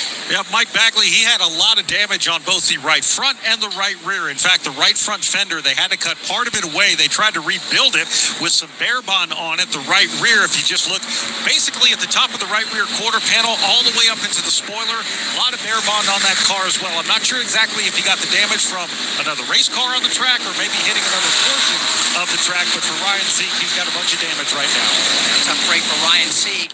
Some drivers pitted before the end of the stage on lap number 17. The race leaders at the point of their pit stops was lap 18. So, Mike, let's take a look at how the leaderboard sits now after this shuffle up. Connor Zilisch will reassume the lead here at lap 24. Ty Gibbs posted in second. Christopher Bell cycles back to third. Sheldon Creed fourth and Sammy Smith in fifth. William Sawalich is sixth. Daniel Suarez now is seventh with Ryan Ellis in eighth. Dean Thompson in ninth and Daniel Dye in 10th. Thomas Annunziata will be 11th at the moment. Jesse Love will be 12th. Carson Kvapil, the stage 1 winner, will fall in line 13th after his pit stop. Brandon Jones will be 14th. Taylor Gray is 15th. Austin Hill goes 16th. Matt DiBenedetto is 17th. Christian Eckes is 18th. Brennan Poole 19th. And Andres Perez de Lara is 20th. Jeff Burton is 21st. Nick Sanchez is 22nd. 23rd is Alex LeBay. Josh Williams is 24th. Harrison Burton is 25th. Kyle Sieg is 26th. Josh Balicki is 27th. 28th is Chris Wright. Anthony Alfredo is 29th. And Sam Mayer is 30th. Sage Karam is 31st. 32nd is Austin Green. 33rd is Parker Retzlaff. Being scored in 34th now is Brad Perez. He's the last car being scored on the lead lap. Check that. Brad Perez is 34th. Ryan Sieg, who just came off the pit lane where Brad Gilley described his issues, he's now 35th. Ruben Ravello is 36th. 37th is Blaine Perkins. 38th and out of the race will be Justin Allgaier. And 39th will be Jeremy Clements. I shouldn't say Justin's totally out of the race. They had a chance to go back there and they were looking at the broken axle on their race car. So Cole Custer, obviously in the booth with us here with our coverage today, behind the wheel of a Ford Mustang tomorrow in the NASCAR Cup Series. Cole, Alex, a moment ago, talking about how small the pit boxes are as far as length is concerned. How much of a challenge will that be for you tomorrow, and what have you done to try to counteract that before you get the green flag tomorrow? Well, it's a tight squeeze, so you really just have to give yourself mental reminders before you go in there. Don't get too close to the wall because it is backwards. So it's very easy to naturally just be close to the wall since you're going in backwards. You can't drive through too many pit stalls also because you're having to go with the right sides first. So it can be very tough and very easy to make mistakes. And even for the pit crews being backwards, it's a recipe for a lot of mistakes. When he says it's going in backwards, traditionally on ovals and some road courses, they come to pit lane and you drivers pull into your pit box to your left and exit out of the box to your right. It's just the opposite here. So that's something that I think takes a little getting used to because of the muscle memory you guys have. For sure. I mean, we're not, as NASCAR drivers, even though we got some road courses under our belt, we still like to turn left. So going in right is always a little bit of a different experience for us. Well, right now the field is coming through the stadium and going through the right-hander, turn 13, 14, and 15 lie ahead. When they come to the line, it'll be 25 laps complete, 15 laps to go in stage 2. This will be a scrum, Alex, because two drivers that have not seen eye to eye in the opening stages of this race are restarting side by side. That is Connor Zilic to driver's right and Ty Gibbs to driver's left. Green flag goes back in the air, and we're racing again in Mexico City as they race off to Dave Moody in turn number 1. And a great jump at the drop of the green flag for Connor Zilic. A terrible jump for Ty Gibbs. Gibbs is going to lose the lead. He's going to lose second. He may lose third and fourth. Here's the battle for the lead into turn number 1. Connor Zilic has got it. Right behind him all the way to second goes Christopher Bell. Wedging his way up the middle is Sammy Smith. He's trying to get under Daniel Suarez. Suarez goes all the way to third, and the grandstands erupt. Here comes Suarez now. He's changing lanes on the run. He swung out to driver's left. Now he dives down to driver's right. And Suarez once more, rocketing his way through the top 5. He's all the way into the top 3. Daniel Suarez, the driver on the charge. Field into the S's. It is Connor Zilic showing the way. Christopher Bell in second, and Suarez making up ground through turn 6 and turn 7. Christopher Bell is in second, but Suarez is only 2 car lengths off his rear deck plate. Daniel Suarez, the crowd favorite in his black Chevy, right behind Christopher Bell, who holds down the second spot. The leader is Connor Zilic. He leads by 5 car lengths. The battle is on for 4. Ty Gibbs challenging his rearview mirror. Into turn number 11, the stadium section rises to its feet as their countryman sits third on the racetrack as Connor Zilic will walk them through turns 12 and 13. Bell about 4 car lengths back, and Suarez closing in for third and second. This obviously is a very pro Daniel Suarez crowd. When he took that spot in front of Dave Moody, the crowd erupted over there. They're erupting all over the racetrack. He's getting applause and standing ovations here on the main grandstand right now. He is running into third position, and he is 1.2 seconds behind the race leader, Connor Zilic, headed to turn 1. Zilic leads the way down the front stretch toward turn number 1. Second spot belongs to Christopher Bell. Another car length back to Daniel Suarez, who rides in third. Fourth belongs to Ty Gibbs. Then 3 more car lengths back to Sammy Smith. For a moment, they have ceased hostilities among the top 5. Everybody running single file. In fact, nobody will step out of line this time off turn 3 and headed down the short chute and back into turn number 4. At the front of the field is where we find Connor Zilic with the race lead. He's opened up by a couple of car lengths back to Christopher Bell, but Bell has all kinds of company in the S's. Here they come, and that company is Daniel Suarez as the top 4, top 5 snake their way through the S's. Zilic opening up a little bit of a lead, about 7 car lengths over Bell, Suarez, and Ty Gibbs. Field makes their way through the right-hander in turn number 8, now into the left-hander in turn number 9. Daniel Suarez continuing the pedals on the back bumper of Christopher Bell. Suarez, though, has got a challenge behind him. Here's Ty Gibbs, ducking to the inside of Suarez for third in turn 11. Hard in the braking zone, Ty Gibbs to driver's right as they sweep back over to the left-hander here in the stadium in turn 12. Suarez has the preferred line. He'll keep that third position. Ty Gibbs back on the attack mode, driving down into turn 14. Tight racing there for position number 3. Ty Gibbs all over the back bumper of Daniel Suarez and his Chevrolet. The race leader, Connor Zilic, has 6 car lengths on second place. That's Christopher Bell. But all eyes headed to turn 1 on the battle for third between Daniel Suarez and Ty Gibbs. Suarez got a good run off the final turn and is able to pull away just a bit here on the front straightaway as they charge down into turn number 1. Connor Zilic by about 5 car lengths over Christopher Bell. About 4 more back to Daniel Suarez. Here comes Ty Gibbs charging to the inside at 2. He gets up over the bumps. Can't make the move on Suarez. He'll change lanes. Look to drivers right now. Ty Gibbs absolutely roughhousing now, trying to take that third spot away. Black and green Toyota of Ty Gibbs to driver's right. He will have the preferred line back into turn 4. He will complete the pass on Daniel Suarez, and Suarez has to be careful because Sammy Smith right there. So Ty Gibbs Trouble now in right. turn number 3. Chris Wright is backed it into the safer areas on the outside line, running toward the back of the pack. Turned it around, refires now, and pulls away. So Chris Wright going for a spin in front of Dave Moody. Let's pick up the leaders on the course. Connor Zilic just goes past turn 10, leading Christopher Bell by 5 car lengths. It's another 7 back to pick up Ty Gibbs. Daniel Suarez, though, has got a challenge behind him. That's Sammy Smith closing in on him. Sammy Smith right up under the back bumper of Daniel Suarez. They enter the stadium section. Your leaders now beginning to pull away from Ty Gibbs. Daniel Suarez in that 4th spot. It's then Sammy Smith. And how about Sheldon Creed now looking in the top 5? Anthony Alfredo with a cut-down Goodyear tire. He's going to have to nurse that car back to the pit lane. They flash by the start-finish line yet again. 28 laps go on the board, and Connor Zilic is the race leader. This is a Camry. This is a Camry on NASCAR. This is a Camry on NASCAR with Ty Gibbs behind the wheel. Now you're up to speed. You in? Follow the action at tgrna.com. Toyota, let's go places. NASCAR is a registered trademark of the National Association for Stock Car Auto Racing, LLC. Don't miss a moment of the NASCAR season. Chastain drove it and never lifted. Put it against the safer barrier and all the way around the turn. Passes Denny Hamlin. Check out the Motor Racing Network's coverage of the NASCAR Craftsman Truck Series, the NASCAR Xfinity Series, and the NASCAR Cup Series on hundreds of local radio stations around the country. Find your local station by going to mrn.com to catch the excitement of NASCAR on the Motor Racing Network, the voice of NASCAR. 12 laps to go here in stage number 2 of the Chilango 150. Connor Zilic, Christopher Bell. Ty Gibbs has just gotten by Daniel Suarez to take over 3rd. Suarez falls back to 4th, and Sammy Smith rounds out the top 5. From Autodromo Hermanos Rodriguez in Mexico City, this is the Motor Racing Network, the voice of NASCAR. Listen up. The Caddy from Pinned Golf is unlike anything you've ever seen before.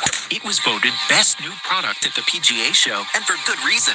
It's a golf-specific GPS tablet that requires no subscription and has over 45,000 courses preloaded onto it. You get full hole overviews, accurate yardages, e-score tracking, and a bright, easy-to-read display. No phone, no distractions, nothing but smarter and better golf. Head to pinnedgolf.com to snag one before they're sold out.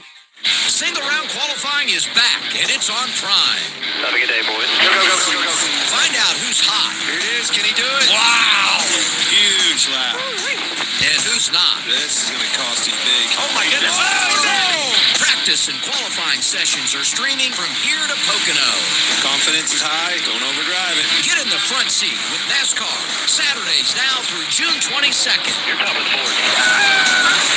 Live on Prime. 24/7, 365 coverage of all things NASCAR can be found here. This is Bubba Wallace on your home for NASCAR, SiriusXM NASCAR Radio Channel 90 and the SiriusXM app.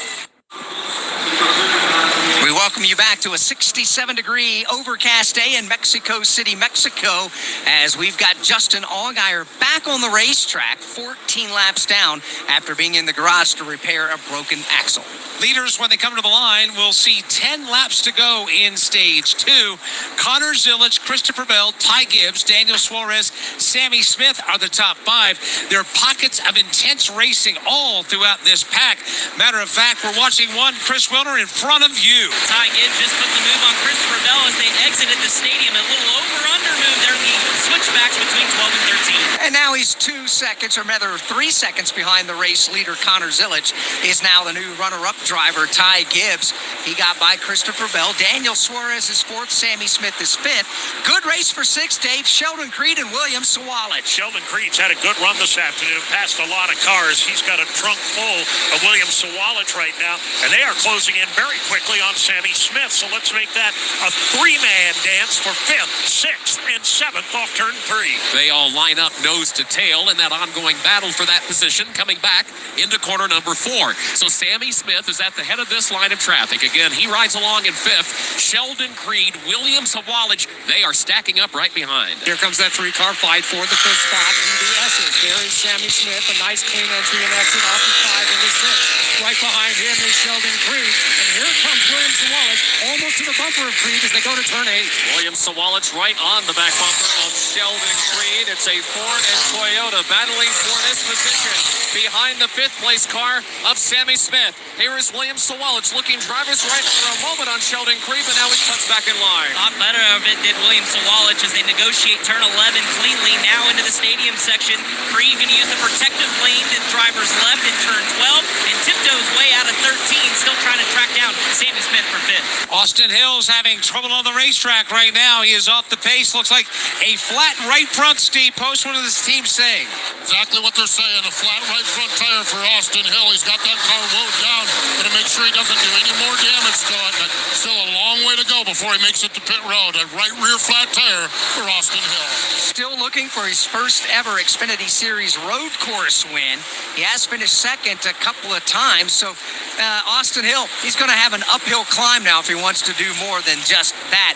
Dave, challenge a change. Suarez is on the move. He's on the march, and he just went to the inside of Christopher Bell, but it's not over yet. Bell swaps him over. He goes back driver's right coming off turn 3, and he'll take the spot right back. Moves back up into the 3rd position, does Christopher Bell. Daniel Suarez now will have to try to regroup, and he's got to be careful because Sammy Smith is starting to close in from behind. And all of this action for that 3rd position is going on way behind our leader, Connor Zilic.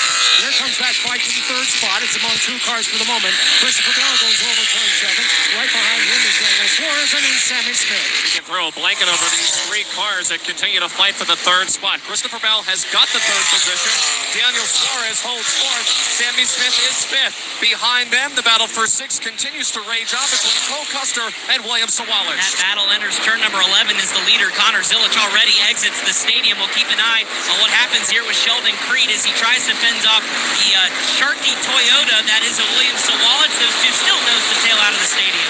Leaders make their way out of the stadium. Oh, trouble, turn 11. Carson Quabble gets turned around. Slight contact with what I believe was Dean Thompson. He gets it fired back around, but that Junior Motorsports Chevrolet dropping through the running order as he finally gets it right in here in turn 11.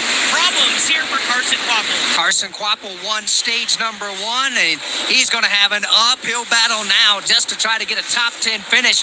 It's so difficult, Cole Custer, when you lose track position on a road course to get it back.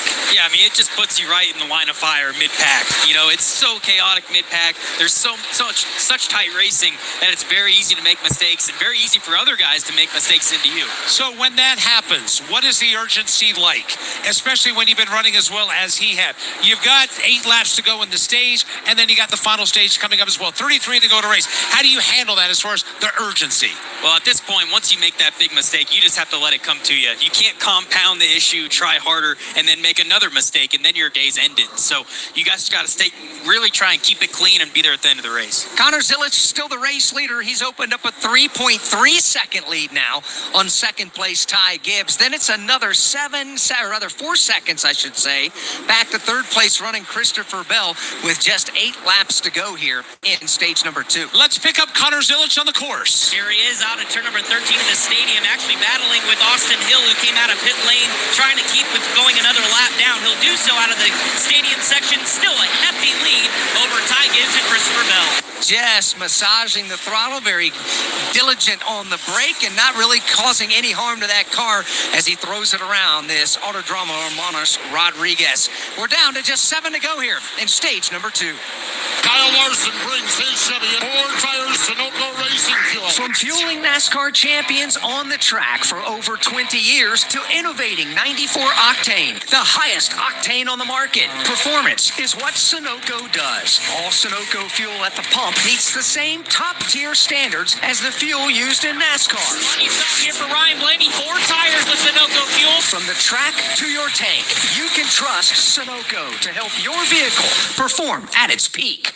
The thrills of NASCAR racing from over 55 years of Motor Racing Network broadcasts. Bobby Allison brings the race car right down in the middle of the track, crosses the start-finish line, and he will win the 24th annual Daytona 500. Bill Elliott wins the Hooters 500. Alan Kulwicki, 1992 champion. MRN Classic Races. And the whole pack steaming for the finish line. Dale Earnhardt wins the Winston 500. Find all the classic moments on MRN Classic Races on any podcast platform. Connor Zilic leads the race. Ty Gibbs, Christopher Bell go 2 and 3. Daniel Suarez is 4th, and Sammy Smith rounds out the top 5. From Autodromo Hermanos Rodriguez in Mexico City, this is the Motor Racing Network, the voice of NASCAR. At California Psychics, we know that sometimes you can wake up thinking, I don't know if I'm in the right career. Or the right relationship. But whatever your life dilemma, at California Psychics, we'll give you the guidance you need to feel certain about your life choices. Because we only connect you with the very best, we guarantee if your reading isn't life-changing, it's free. California Psychics. Call 1-800-PREDICT today and get 20 minutes for just $20. Welcome to more. Green flag is in. More action. More awesome. More smoke. More sizzle. More soar. More roar. More friends. More family. Welcome to the one place where no matter who you are, you'll leave with something you'll never forget. Welcome to Pocono, June 20th through the 22nd. Get your tickets now at PoconoRaceway.com. The Denny Hamlin of old is back at Martinsville Speedway. This is Denny Hamlin, and you're listening to America's Home for NASCAR, Sirius XM, NASCAR Radio, Channel 90. Connor Zilic has his lead now beginning to shrink to second-place competitor Ty Gibbs. Zilic is on the course behind Austin Hill, who made the unscheduled stop for a flat right front tire that Steve Post told us about a few laps ago. So right now, Cole Custer, how much attention does Connor Zilic need to pay to the rearview mirror? Well, Ty Gibbs, he's coming. I mean, we saw last stage that Ty Gibbs really has a good long-run car. And some of that's really dependent on what you have for a setup, how you're working those rear tires. So it seems like once you get 10 or 15 laps into a run, Ty Gibbs starts reeling them back in, and we'll see. It might be a close race to the finish right here. The leaders head to turn number 1. Now into turn 1 they come, and the lead is shrinking a bit. I don't know that Austin Hill is really the problem for Connor Zilic right now. He made a mistake out on the course, and it cost him a little bit of time, and there is no question about the fact that Ty Gibbs has got a really fast race car here this afternoon. He'll continue the chase off turn number 3. In fact, here he comes now. Ty Gibbs does in that second position onto the short chute, tries to make up some more ground. He comes back strong off the end of the short stretch into turn number 4. So you've got the leader, Connor Zilic, straight ahead, and he's still bound up behind Austin Hill. We're going to keep an eye on Connor Zilic. He struggled last time through the S's, particularly off of turn 7. This time he looks clean. Again, the car of Austin Hill is in front of Zilic. I would put the gap between Zilic and Ty Gibbs at about 8 to 9 car lengths. Possibly a little bit of dirty air slowing down Connor Zilic, or it could be that Ty Gibbs has picked the pace up a little bit. The gap between the top 2, I'll put it at about 8 car lengths, racing their way to turn 11. Into the right-hander at turn 11. It's still Austin Hill ahead of leader Connor Zilic by about 2 car lengths. Ty Gibbs starting to close in. I've noticed through the last couple of laps, Ty able to really hug the curbs, although he got wide off at turn 12 and will lose all that advantage here out of 13. 4 laps to go in stage 2, watching the battle for the lead between Connor Zilic and Ty Gibbs. Last time through, they were separated at about maybe 1.6 seconds or so. We'll check it at the line right now. Austin Hill sits in front of race-leading Connor Zilic. Here's Ty Gibbs. He'll cut down 1/10 of a second as they race off the end of the front straightaway. Down the front stretch they come into turn number 1. Austin Hill just clinging to the tail end of that lap, trying not to lose another one. Connor Zilic would love an easy easy way by him, but he's not going to get an easy path, that's for sure. Gibbs continues to try and reel in Connor Zilic. The battle for first and second separated by about 10 car lengths. Connor Zilic still riding along behind Austin Hill as they come back to turn number 4. Zilic will start to pop out of line. Then he has to back away because he has to set up for the corner. And that's the case again, this time through turn number 4. Connor Zilic approaching the S's. That's the left-hand turn 5, the right-hand turn 6, and the left-hand turn 7. He is still not attempting to pass the Austin Hill machine, but here comes Ty Gibbs, very aggressive through the S's, and it looks like he's chopped down that gap by 2 car lengths. He has indeed, Dan. In fact, Ty Gibbs only trails the race leader Connor Zilic by about 7 car lengths now. Zilic continues to follow Austin Hill with no plan to pass him as Gibbs continues to close. You wonder when Connor Zilic gets a little more antsy to get around the Austin Hill machine, because he's got a rear view mirror with that Monster Energy Toyota starting to close the gap. Gibbs drives it in real hard in 12 and 13 as he closes the gap on your race leader. And Connor Zilic, again, struggling just a bit through the stadium section. Problems for Christopher Bell. A lot of smoke coming out of the exhaust in the stadium section. He is coming to a creep as he goes between the grandstands into turn 14, but a problem for Christopher Bell. Oh, that is not good, because that's coming out of the header pipes, and he immediately comes out of the stadium. He comes to the pit lane as others are committing to the pit lane with the end of this stage. Problems for Christopher Bell. He's right in front of William Sawalas. He's just trying to basically get out of the way and ease his way onto the pit lane. Christopher Bell, problems at lap 37, and earlier on, Alex, he was one of the contenders to win this race. Right now, Daniel Suarez and Jesse Love are on the pit lane in front of Brad Gilly. Going to be a routine 4-tire stop. Suarez very happy with his race car, very happy with the track position he's been able to gain. Jesse Love is also in.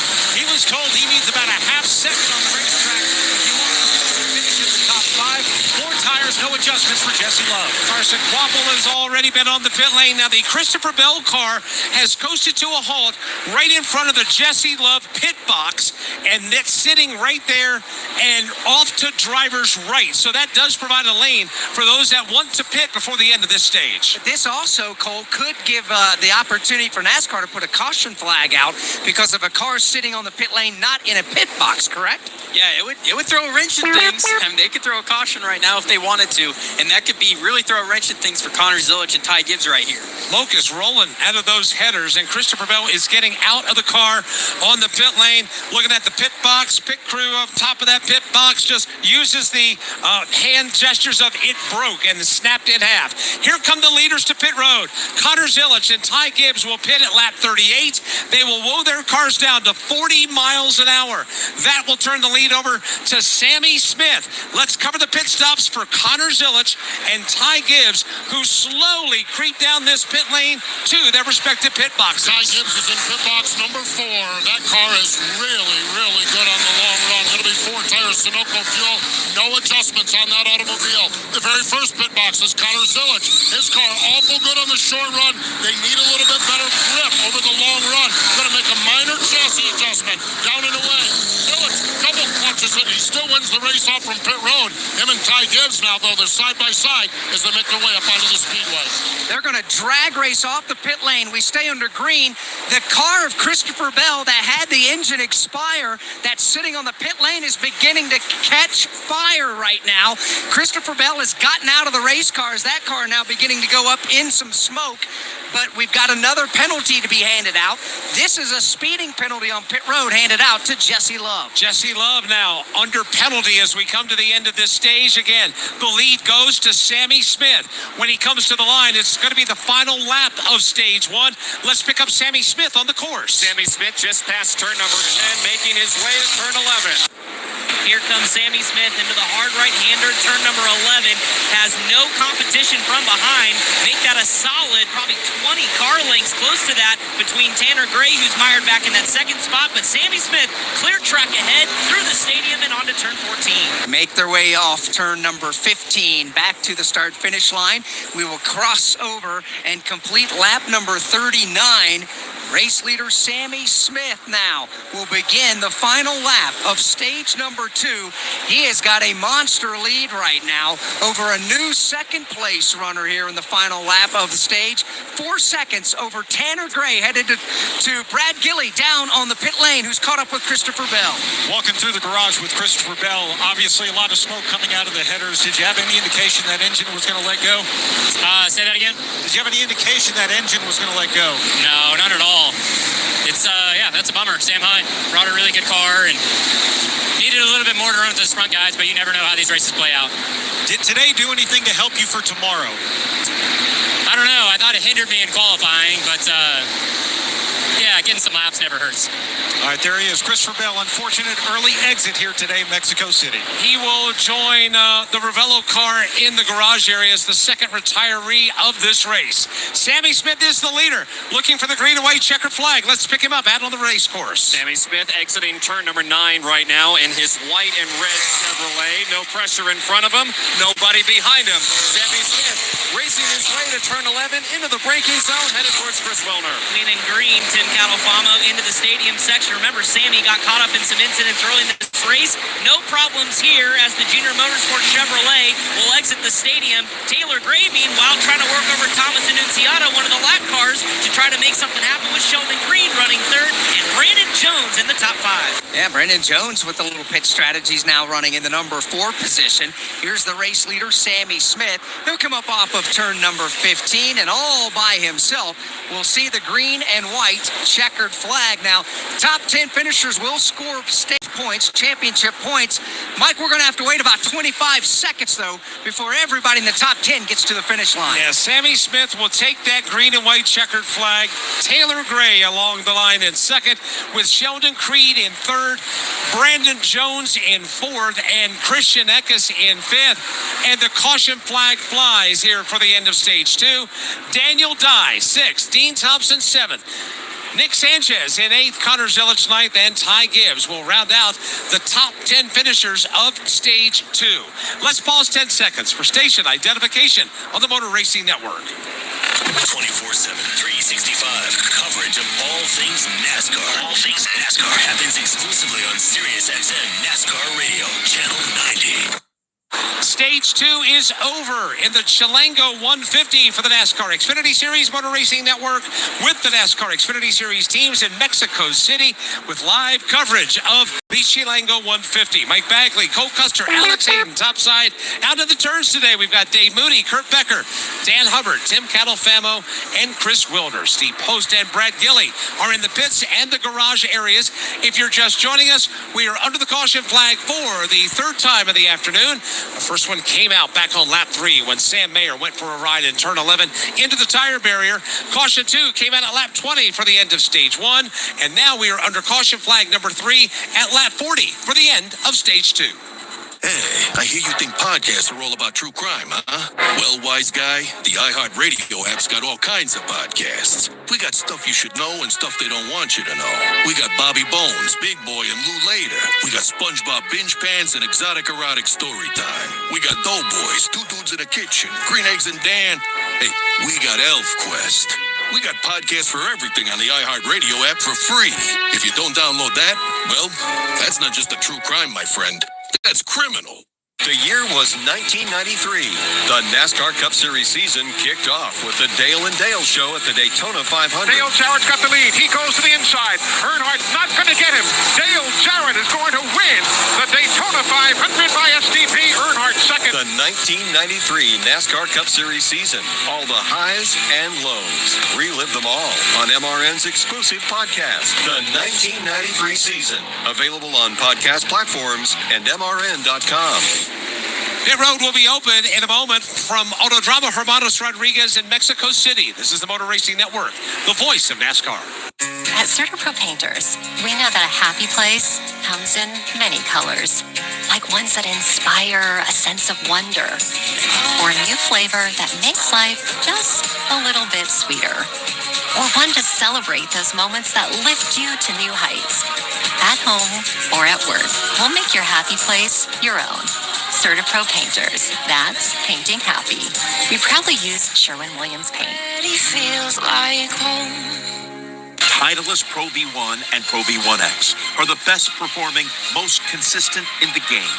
So how does the best get better? You start by listening to the best players in the world. You experiment, iterate, validate. You trust the best process to create the best golf ball the game has ever known. The all-new Pro V1 and Pro V1X. More speed off the tee, more control with your irons, more spin with your wedges, and more opportunity to shoot your lowest scores. Hey, race fans, this is Tim McGraw on your home for NASCAR, Sirius XM, NASCAR Radio, Channel 90. We are back in Mexico City. Stage 2 is complete of the Chilango 150. You know, Alex, we've had 30 stages run in the NASCAR Xfinity Series so far in 2025. Chevrolet just got their 25th stage win. They have been super strong, obviously, this year has Chevrolet, but they also have strength in numbers, too. Majority of the Xfinity Series field runs in the Chevrolet camp, so congratulations for them here at this point in the season for having a solid run.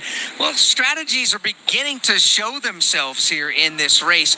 Handful of drivers on a different pitting sequence than the majority of the field.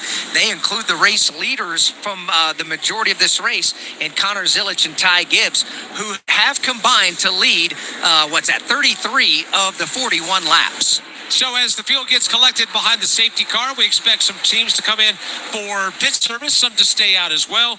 They have done what's called flipping the stage, which means pitting early before the pit lane closes 2 laps prior to the stage conclusion. Some drivers took advantage of that. Some decided to stay out, but pit road will be open. We'll find out who's going to come down for service, and that would be at lap 42.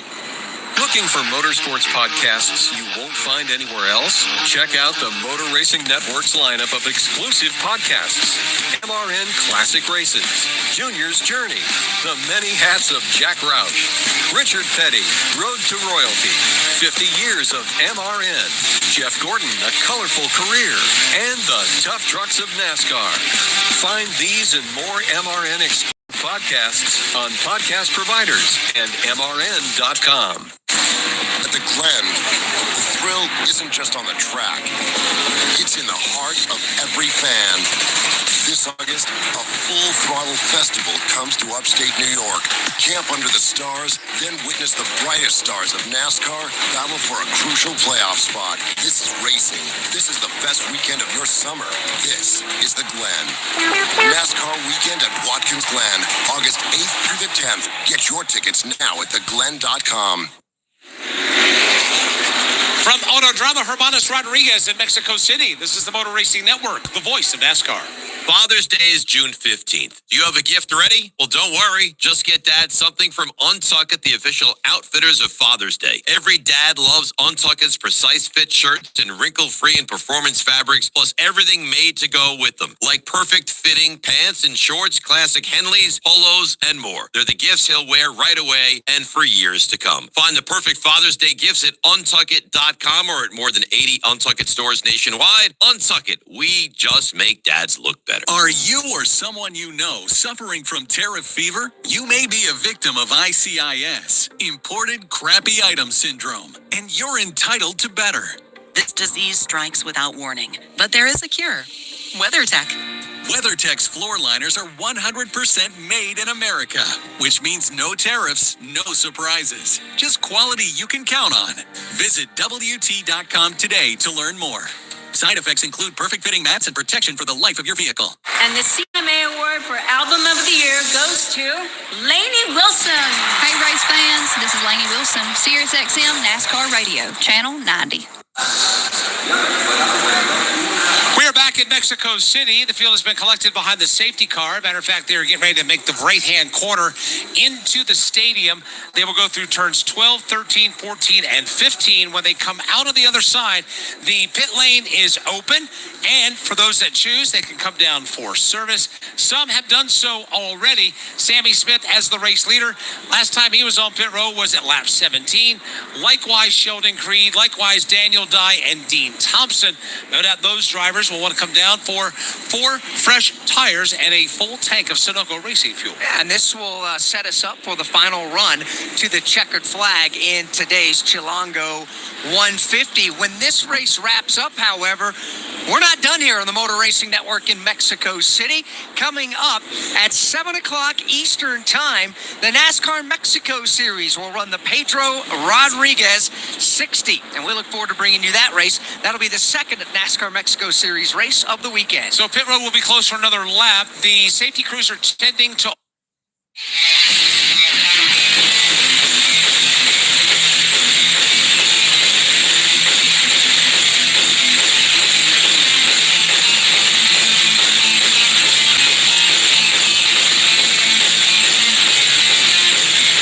rest of this race. Right now we've got 22 laps to go.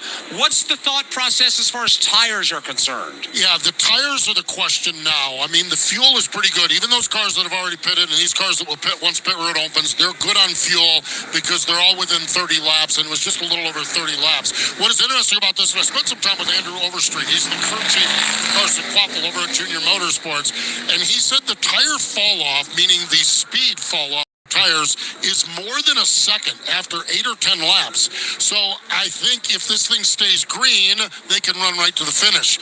Where it gets interesting is two things.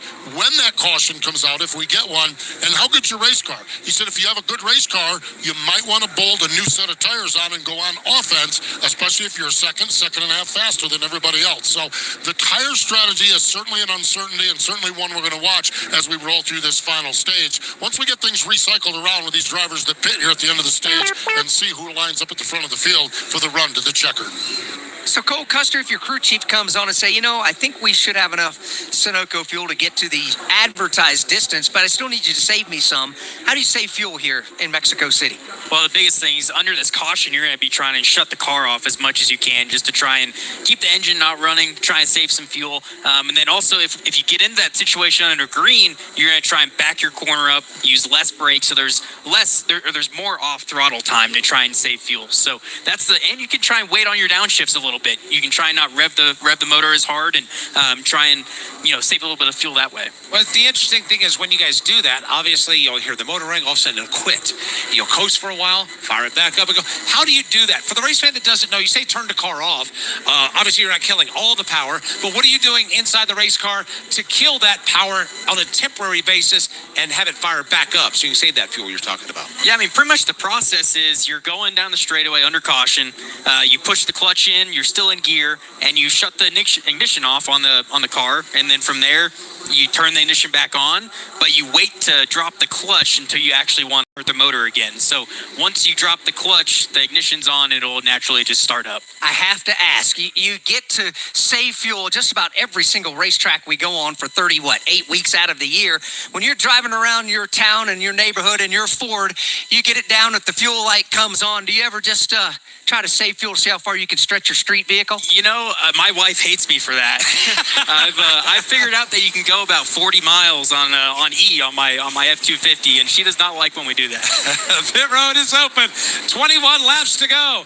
Here they come. Some drivers staying out, some drivers coming in. Let's follow pit stops first with Brad Gilley. Brandon Jones finished 5th in stage number 2, actually 4th in stage 2. He's going to get a 4-tire change on his Toyota Supra. Hitting a couple of spots in front of him, Christian Eckes. He says his car's still a bit loose out there. He'll get a 4-tire change in Sunoco. Steve Post. Sammy Smith is going to be our 4 tires and fuel. His car got a little loose over the course of that run. They want to tighten that car up because they're thinking this might be a long run to the finish. 4 tires Sunoco fuel as well for Taylor Gray. He sits aboard the car. He revs the engine up. And there he goes. He's going to win the race off from pit road. Other pit stops down here. Jeff Burton is in getting pit service as well. These pit stops now taking place should take all these drivers to the end of the race as far as fuel goes. Keeping in mind there are 2 different sequences of fuel strategy playing out. Those who stayed on the racetrack this time will now move up the leaderboard. That'll give the lead back to Connor Zilic. Hi folks, Kyle Petty here. I want to tell you about a place that's dear to my heart, Victory Junction. It's a year-round camp that gives kids with complex medical and physical conditions life-changing experiences that are fun, empowering, and always free for families. Please help Victory Junction support kids who need it the most by by making a donation today. Any amount will help kids attend camp for free. Help make a difference by visiting victoryjunction.org/donate. Start your engines. Start the countdown. Start getting excited. June 19th through the 22nd, Salem's 6 Hours at the Glen races back into Watkins Glen International for the ultimate start to summer. Be here for nearly 24 hours of on-track excitement throughout the weekend as IMSA's top drivers go head-to-head on one of the most picturesque courses in racing. Start making your plans. It's Salem's 6 Hours at the Glen. Get your tickets at theglen.com today. From Autodromo Hermanos Rodriguez in Mexico City, this is the Motor Racing Network, the voice of NASCAR. Career changers, including veterans and active duty service members. Your transition starts here. Go from GI to IT in a matter of months. Become a certified cyber warrior with training at My Computer Career. Cybersecurity specialists are in high demand, offering IT pros great opportunities and a rewarding lifestyle while protecting our people, liberty, and treasured institutions from cyber threats. Deploy your career in IT today. Learn more at mycomputercareer.edu/CWP. SkillBridge and other VA benefits are available to those who qualify. Family road trip. Just gotta put it in the GPS. Rerouting to Chicago. What? No. Why is she rerouting? Because July 5th and 6th is the NASCAR Chicago Street Race, Susan. You really want to miss NASCAR's only street race with Zach Brown Band? I love Zach Brown Band. Plus, kids are free. Dad, I want to go. Yeah, Dad, we want to go. Okay, let's go. The NASCAR Chicago Street Race, July 5th and 6th. Tickets at NASCARChicago.com. Justin Haley will pick up the win. He will move on. Since cycled everybody through their pit service, Connor Zilic will cycle back to the top of the leaderboard. Ty Gibbs will restart in second. William Sawalez will restart in position number 3. Daniel Suarez 4th and Sam Mayer in 5th. Carson Quapple in 6th. Harrison Burton in 7th. Taylor Gray in 8th. Sammy Smith 9th and 10th is Brandon Jones. 11th is Sheldon Creed. 12th is Daniel Dye. 13th is Christian Eckes. Dean Thompson is 14th and Jeb Burton is 15th.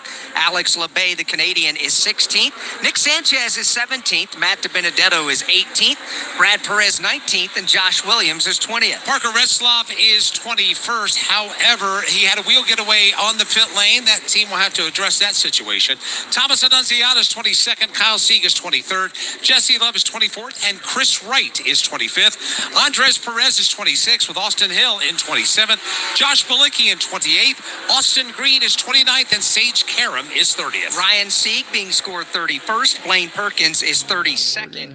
33rd is Anthony Alfredo. Ryan Ellis 34th. Brendan Poole 35th. Christopher Bell will be out of the race. Right now, he's being scored 36th because he's completed more laps than the next 3 drivers who are back on the track after having their share of mechanical issues. 37th currently is Justin Allgaier. 38th is Ruben Ravello. And 39th is Jeremy Clements. Field will be choosing right now heading into turn 11. When they come back to the line, that will leave us 19 laps to settle this Chilango 150. It's obviously been the Connor Zilic and Gibbs show. Cole, is anybody sticking out to you as far as maybe someone else that could stick a nose in there and upset the proceedings? Well, definitely those two have been the class of the field, and Christopher Bell was very fast before he had his issues. One guy who's come from the back today is Sam Mayer. We thought he was done after hitting the wall early, but he's kind of fought his way back and was passing some cars there, so maybe we'll see what you guys hear. Sam Mayer did hit the turn 11 fence back on lap number 3, but he was able to back the car up, pull away. That did bring out a caution flag to prevent him from losing too much time. So as the field gets stacked up for the restart, again, Connor Zilic and Ty Gibbs will restart side by side. Everybody's swinging and swaying their cars back and forth, getting as much heat in those Goodyear Eagles tires as possible.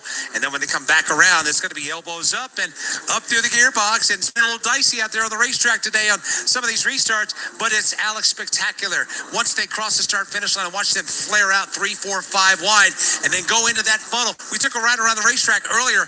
That is a funnel that these drivers will work their way into. Yeah, it is kind of amazing that they can go 4 and up to 5 wide on that front stretch because that runs out of asphalt, and you're on the grass after that. But we're going to find out just how aggressive it is. It's go time now. There'll be 19 laps to go here in the Chilango 150. Pace car is on the pit lane. The field is inching towards the restart zone. Connor Zilic, the control car, nails the gas. Up to the gearbox he goes, and Ty Gibbs is with him. Stride for stride, side by side for the lead. Everybody locked in, double wide formation.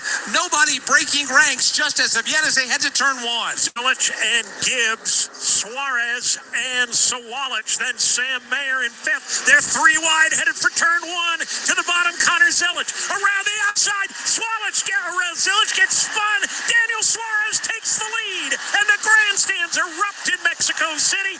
Daniel Suarez, and now they're crashing again toward the back of the pack. Carson Quapple gets turned around. A couple of other cars pile in, and now it's a multi-car melee at the exit of turn three. Caution is on the speedway. It's a junkyard in turn number 2. In turn number 3, David all broke out at the front of the field. A big portion of the junk is Ty Gibbs. He refires and pulls away. It broke out at the front of the pack. There's no question about it. They got jousting for the lead among Connor Zilic and Ty Gibbs. They checked up after getting together. The door opened for Daniel Suarez. He threaded the needle and sent the entire country of Mexico into a tizzy. And right now, that tizzy's happening right behind Dave Mooney. So the two favorites all race long. Ty Gibbs had led 18 laps. Connor Zilic had led 17. They get beaten and banging off one another. Everybody gets turned around, and the favorites are out. Showers of sparks, parts and pieces all over the place. What an intense restart that collected a handful of cars. Well, we talked about it. We gave you the prelude before they came to the restart zone that we expected it to get physical, and boy, did it ever get physical. Yeah, I mean, they went in there three wide, and at that point, it just becomes a game of chicken. Who can go in there faster? And you don't even know if your car's going to stick, but you don't want to be the guy who gets out-driven in there, and then they all kind of collided when they got there.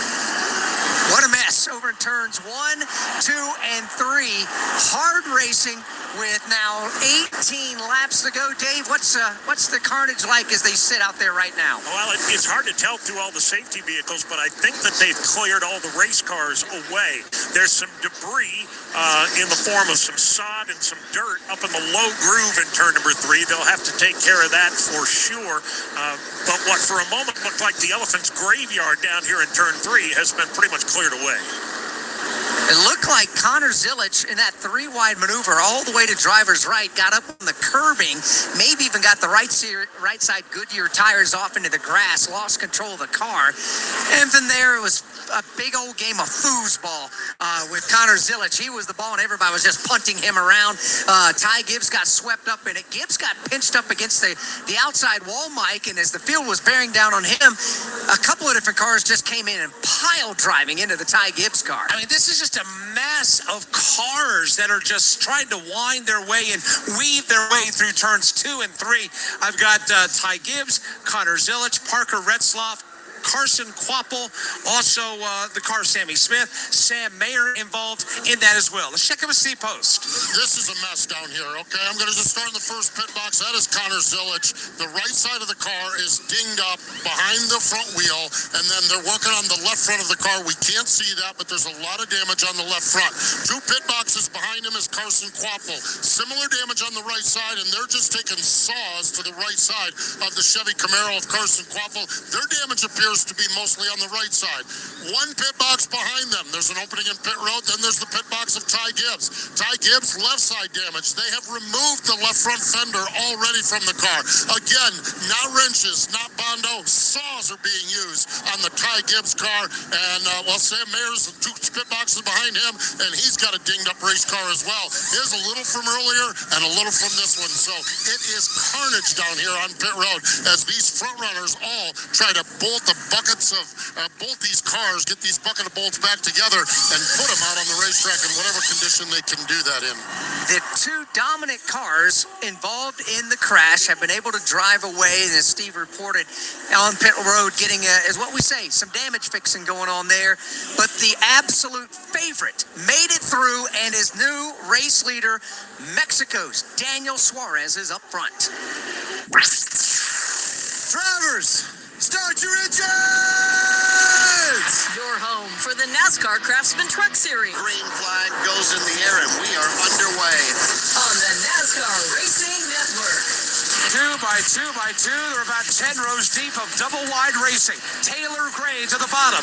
Nick Sanchez outside, and they're crashing mid-pack. It's the NASCAR Craftsman Truck Series on the NASCAR Racing Network. NASCAR's only street race returns to the streets of Chicago July 5th and 6th. Lock in your ticket to Summer Thrills now. Visit NASCARChicago.com for more. The dry spell is over for Alex Bowman. 90-degree right-hand turn remains. He makes it perfectly out onto the front straightaway. Checkered flag is in the air, and Alex Bowman has won in the streets of Chicago. Wow, what a big crash over in turns 1, 2, and 3 has taken out some big cars. A lot of beat up race cars now, kind of resemble the old NASCAR wheel and modified tour cars. A lot of body panels are missing off the front, especially Ty Gibbs's car. The whole left front Goodyear wheel assembly is all exposed there as he's back out on the racetrack. We're down to 17 laps to go. The new top 5. We'll see Daniel Suarez as the race leader. Christian Eckes is second. Taylor Gray goes third. Harrison Burton is fourth, and William Sawalich now is in the number 5 spot. From Autodromo Hermanos Rodriguez in Mexico City, this is the Motor Racing Network, the voice of NASCAR. At CertaPro Painters, we know that a happy place comes in many colors, like ones that inspire a sense of wonder, or a new flavor that makes life just a little bit sweeter, or one to celebrate those moments that lift you to new heights. At home or at work, we'll make your happy place your own. CertaPro Painters, that's painting happy. We proudly use Sherwin-Williams paint. Feels like home. The speed, the drama, the only NASCAR race in California. The Toyota Save Mart 350 NASCAR weekend roars into Sonoma Raceway July 11th through the 13th. 3 days of high-speed thrills, edge-of-your-seat action, and family fun in the heart of wine country. Bring the whole family. Kids tickets start at just $10. Don't miss NASCAR's biggest stars battling for victory. Get your tickets now at SonomaRaceway.com.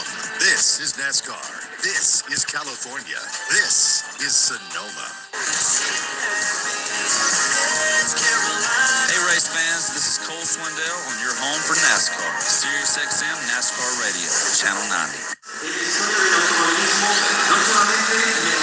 Cars have been on and off the pit lane that were involved in this latest crash that involved multiple race cars, but Dave Moody out there in turns 1, 2, and 3. It appears that we're getting closer to getting this track back ready to go. Yeah, they are running the sweeper truck over the last, what appears to be the last little section where there was some speedy dry put down. The balance of the safety vehicles, a couple of jet dryers, the sweeper truck that we talked about, and a couple of the safety crew pickups have now driven away. Track looks just about ready to go back to green. So let's give you a full field rundown as we continue to circulate under the caution flag.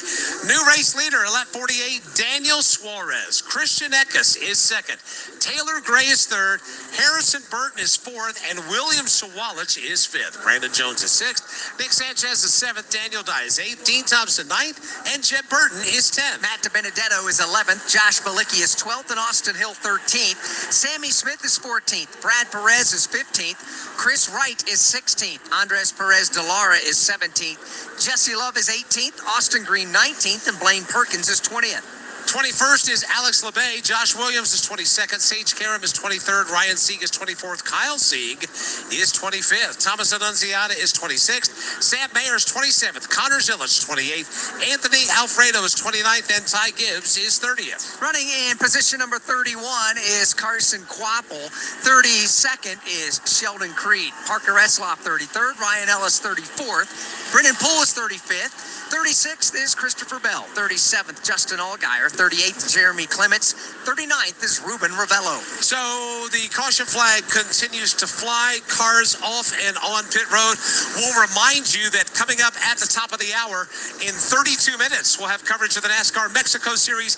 Pedro Rodriguez 60. That'll be the second of 2 NASCAR Mexico Series races here at Autodromo Hermanos Rodriguez. Max Gutierrez won the first one yesterday. We'll see who can take the checkers today. That's a big race, a big event for that series, obviously in front of a lot of die-hard motorsports fans. And it was a thriller yesterday. Max Gutierrez led earlier in the race for 13 laps, lost the lead until the final restart. With 1 lap to go, they took the green and white flag, went off into turn number 1, much like what we just heard from Dave Moody here today. There was some contact down there, and nobody's got off course and spun. However, it was Max Gutierrez that was able to hang on till he got to the checkered flag. So over the years, we have had challenges with non-race cars on the racetrack during races. Pocono Raceway comes to mind. We've had deer, we've had foxes, we've had chickens. Well, now, through turns 5, 6, and 7, we've got a dog running around the racetrack. Now, before we got started, we had 3 dogs get out on the track in front of Kurt Becker there. And then it looks like that they have shooed the canine off of the racing surface. So I guess everybody just wants to get up close and personal with the NASCAR Xfinity Series today. Last week on pit road at Michigan International Speedway, we had a squirrel running around pit lane. Not after Todd Dillon got a hold of it. Well, yeah, it unfortunately didn't last to the checkered flag.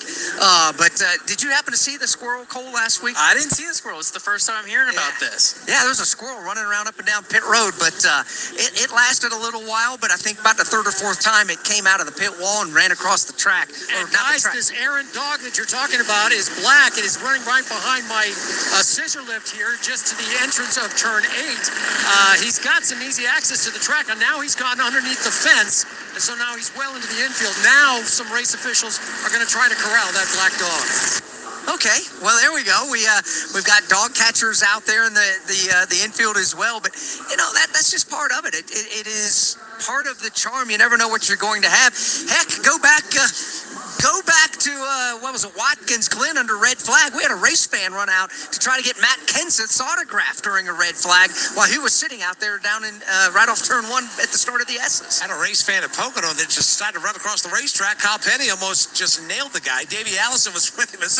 He had to do a swan dive over top of the wall and into the bushes to not get hit on the racetrack. We have had unique things happen to us over the course of the years. Go back to Talladega Super Speedway back in the 80s. We had a race fan during pre-race jump in and steal the pace car and took it around the racetrack for a hot lap in the middle of pre-race. And that ended with the Alabama Highway Patrol blockade that was waiting for him at the entrance of the Tri-Oval.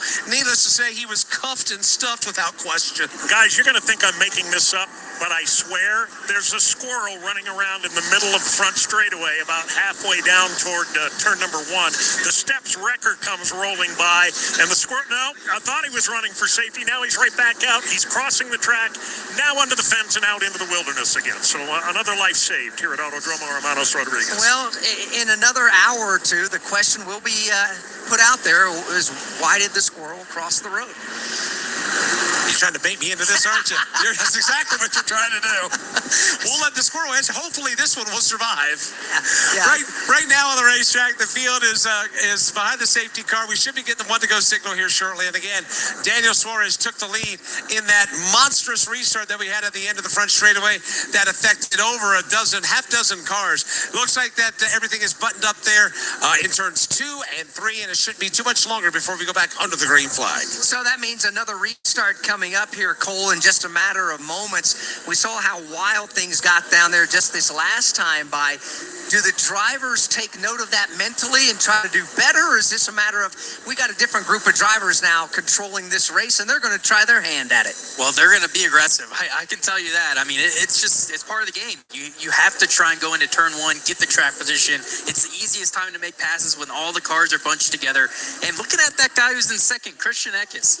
You know he's hungry. He's had a rough year. He has a lot of talent. He's a good road course racer, and he's going to give him all he's got here. Well, and he's in a good position because, let's be honest, the Kaulig Racing Xfinity Series program is not where they want it to be. It's been full of challenge. However, 2025 for Kaulig Racing, Alex has found a couple of rookies. Daniel Dye, Christian Eckes coming in and running in that series. And along with that comes a learning curve, learning pains and whatnot. But right now, Christian is in a great part of the rundown in the runner-up position right now. And his teammate, you mentioned Daniel Dye, he's also in the top 8. He's running in the number 8 spot here. So Colleague Racing trying to get some things turned around. You know, they've been really good over the years on road courses. Obviously, A.J. Allmendinger has won the lion's share of the Colleague Racing road course events, but these drivers are highly capable. Christian Eckes searching for his first ever Xfinity Series win. This just his 15th Xfinity Series start for the 24-year-old out of Middletown, New York. Of course, remember last year, Christian raced in the NASCAR Craftsman Truck Series with McAnally Hilgeman Racing, won several races there. We knew that he was going to make the jump up, and Colleague Racing scooped him up. That's a very talented race car driver. The wins will come potentially today. However, I don't think you want it to come at the expense of the current race leader. No, you need to survive this thing here, and you do have to be aware because you're in Mexico, and the Mexican hero is the race leader in Daniel Suarez. Last thing you want to do right now is become public enemy number 1. Yeah, you don't need to be doing all that, create international incidents along the way. We've been down that road before years and years ago when Kyle Busch got into Adrian Fernandez here, and let's just say the crowd was not pleased with that move in front of them in turn number 1. Here they come out of turn 15 right now. Pace car on pit road. Christian Eckes will start to the left of Daniel Suarez as they ease into the restart zone. Green flag goes back in the air. Daniel Suarez gets a nice jump. He'll get away by a full car length and try to clear Christian Eckes as they go through the gearbox. However, Eckes, once they get to 4th gear, Dave begins to re-challenge. Try to come back at him a little bit. Suarez has been the king of the restarts here this afternoon, but he's got his hands full right now. Eckes, driver's left, will be on the outside into turn number 1. Suarez leads the way. Eckes falls in line in second. Harrison Burton, he dials up the low lane, tries to go drivers right on Taylor Gray. Daniel Suarez leads as they exit turn number 3. With Christian Eckes in tow, but he remains in second position, at least for now. Here comes Suarez getting back up to full song and now slowing it down, downshifting as he comes to turn number 4. All the way down to first gear. Off turn 4, he heads for the S's. Back to the S's they come. It is Daniel Suarez by some 2 car lengths over Christian Eckes. Right behind him, however, is a very aggressive Taylor Gray. Through turns 5, 6, and 7. 4th is Harrison Burton with Nick Sanchez rounding out the top 5. That's how they run in the top 5 through turn 8 and 9. Daniel Suarez away with the lead by 5 car lengths. Christian Eckes feeling the heat from Taylor Gray. They all work their way down the short straightaway to turn 11. Here they come as Daniel Suarez is greeted by the absolute bananas of fans here in the stadium section as he pulls away by about There's 3 car trouble in lengths. turn number 4. It is Sage Karam. He got turned around coming into the corner. He stalled the car. He refired it. He stalled it out again. Now he gets it refired, and he is just now leaving turn 4. And that will keep us under the green flag. Daniel Suarez is getting going right now. 13 laps to go as he comes across the start-finish line. His lead is a full second over Christian Eckes off the end of the front straightaway. Daniel Suarez charging down toward turn 1. They've treated him like Elvis here this weekend, and Elvis is in danger of leaving the building. He has opened up now a good 6, maybe 8 car length advantage over Eckes. Gray rides 3rd, Harrison Burton in the 4th spot, and Nick Sanchez is up to 5th. Karam getting out of turn number 4 just in the nick of time because here comes the race leader, Daniel Suarez. Downhill run, downshifting, getting ready to make the swing through the right-hander. It is Suarez who's opened up by 5 car lengths, but the battle is on for second. Christian Eckes versus Taylor Gray. Here they come. Christian Eckes has that second spot. Taylor Gray wants it, and absolutely hanging on to the rear bumper of Eckes is Taylor Gray. Through the left-hand turn 7, Gray not letting Eckes go. Taylor Gray has been very aggressive this afternoon, and he is all over the back bumper of Christian Eckes. This is the ongoing fight for second. Behind them, they are battling outside of the top 5, 3 wide, headed down the short straightaway. Harrison Burton, Austin Hill, and the Williams-Sawalas car to turn 11. Battle for second is on in the stadium section. Christian Eckes, you got company. Taylor Gray right on the back bumper. Thought about a lunge in turn 12. Rides right in the tire tracks of Christian Eckes. Eckes is trying to run for his life in the number 2 spot. They now negotiate the right-hand turn number 15 and back into the front side of the Autodromo Hermanos Rodriguez. Eckes gets a good launch off turn number 15. He'll pull Taylor Gray for the second spot by some 3, now 4 car lengths as they race under the bridge, headed to turn number 1. The harder they fight for that second position, the more it allows Daniel Suarez to slip quietly away. He has made that lead now 10, maybe 12 car lengths. Here comes Gray, looking drivers right on Eckes through turn 1. Couldn't make the pass. Eckes gets away as they hit turn number 3. Daniel Suarez leads the parade off turn 3. Daniel Suarez stretches that lead out to 7 car lengths in front of that ongoing battle for the second position. Christian Eckes still has the spot, and here comes Taylor Gray.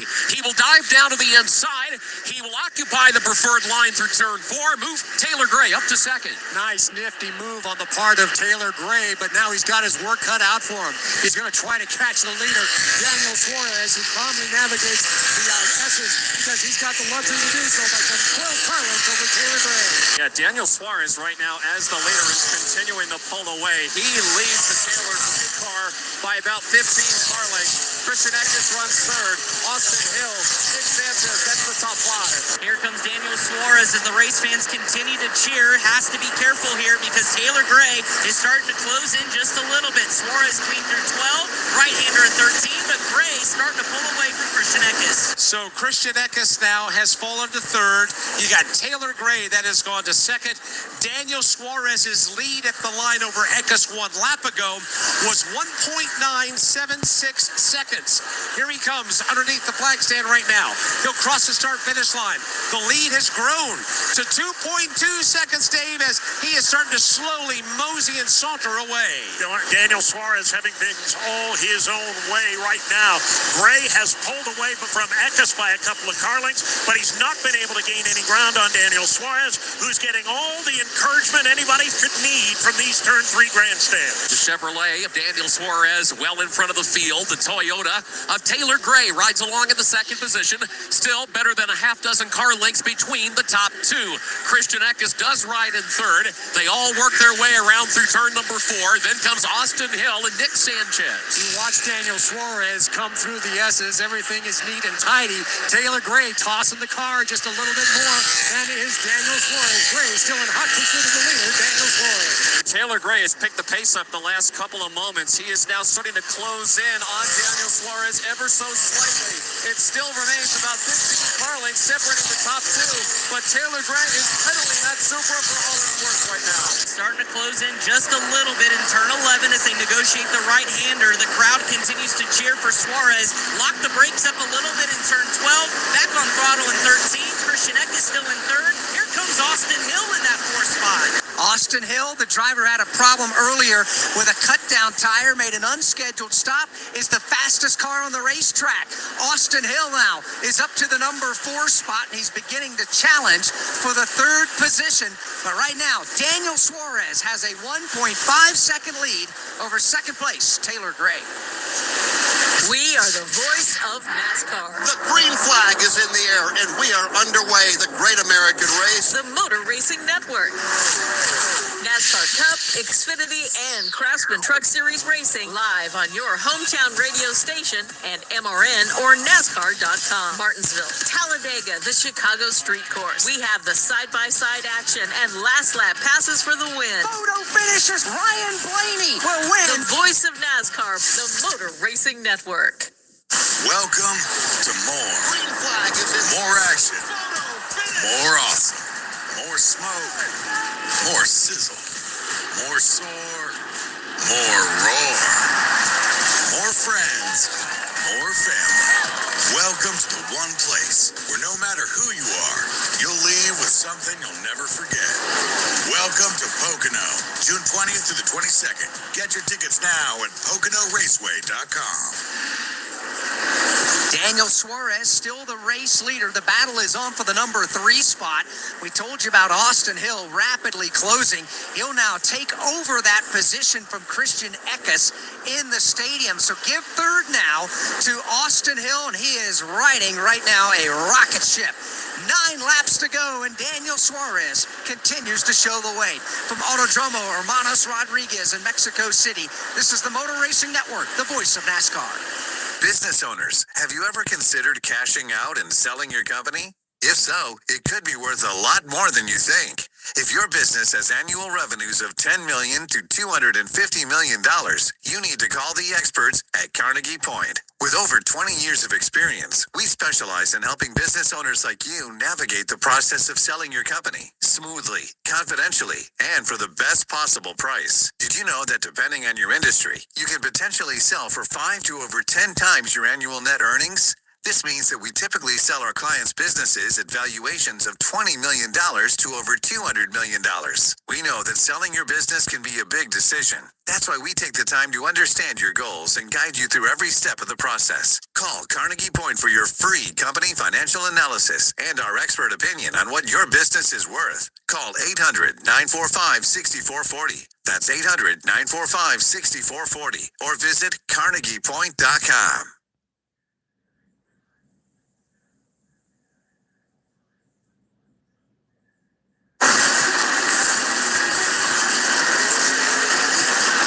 Laps to go. There will be 8 to go when the leaders get back around Mike Bagley to the front side. Daniel Suarez head down, trying to do whatever he can do to get his 4th career win at this facility to go along with 3 that he got in the NASCAR Mexico Series. Cole Custer, you've been in this position before. You've been the hunted one at the front of the field on a road course. What's that like when you look in the rearview mirror and you know they're out there? What are you doing to try to maintain that lead and get the win? You just got to block it out. You got to run your race. You got to try and limit the mistakes. It's so easy to make mistakes on these long runs, to wheel hop it, to lock a tire up, and one mistake, it can cost you a half second, so you really have to stay disciplined here. Now, conversely, when you're in second and you're 1.4 seconds behind the leader, you got 8 laps to go. What is the focus, the concentration, and the execution like trying to get every bit of time off that separation? It's a lot of fun being second because you know that you can push things. You're not the one being hunted. You can be aggressive. You have everything in your disposal right there to try and really be aggressive and try and really close that gap where the leader might be trying to be a little bit conservative, not make mistakes. Daniel Suarez is the leader. Taylor Gray is running him down in the number 2 spot. The rest of the field continues to give pace. They rake their way down the short straightaway, set up for turn number 11, and they'll come into the view of Chris Wilner. And Suarez now going to have to deal with lap traffic. Anthony Alfredo just a few car lengths ahead, but Taylor Gray starting to close the gap even greater here in turn number 12, the slowest part of the stadium course. Gets that Toyota righted. He's got Daniel Suarez in his sights. So as the leaders come out of turn number 4 at the line, it'll be 7 laps to go. Daniel Suarez leads. Taylor Gray is second. Austin Hill is third. Christian Eckes is fourth, and Nick Sanchez is fifth. William Sawalich is sixth. Brandon Jones is seventh. Connor Zilic now up to eighth.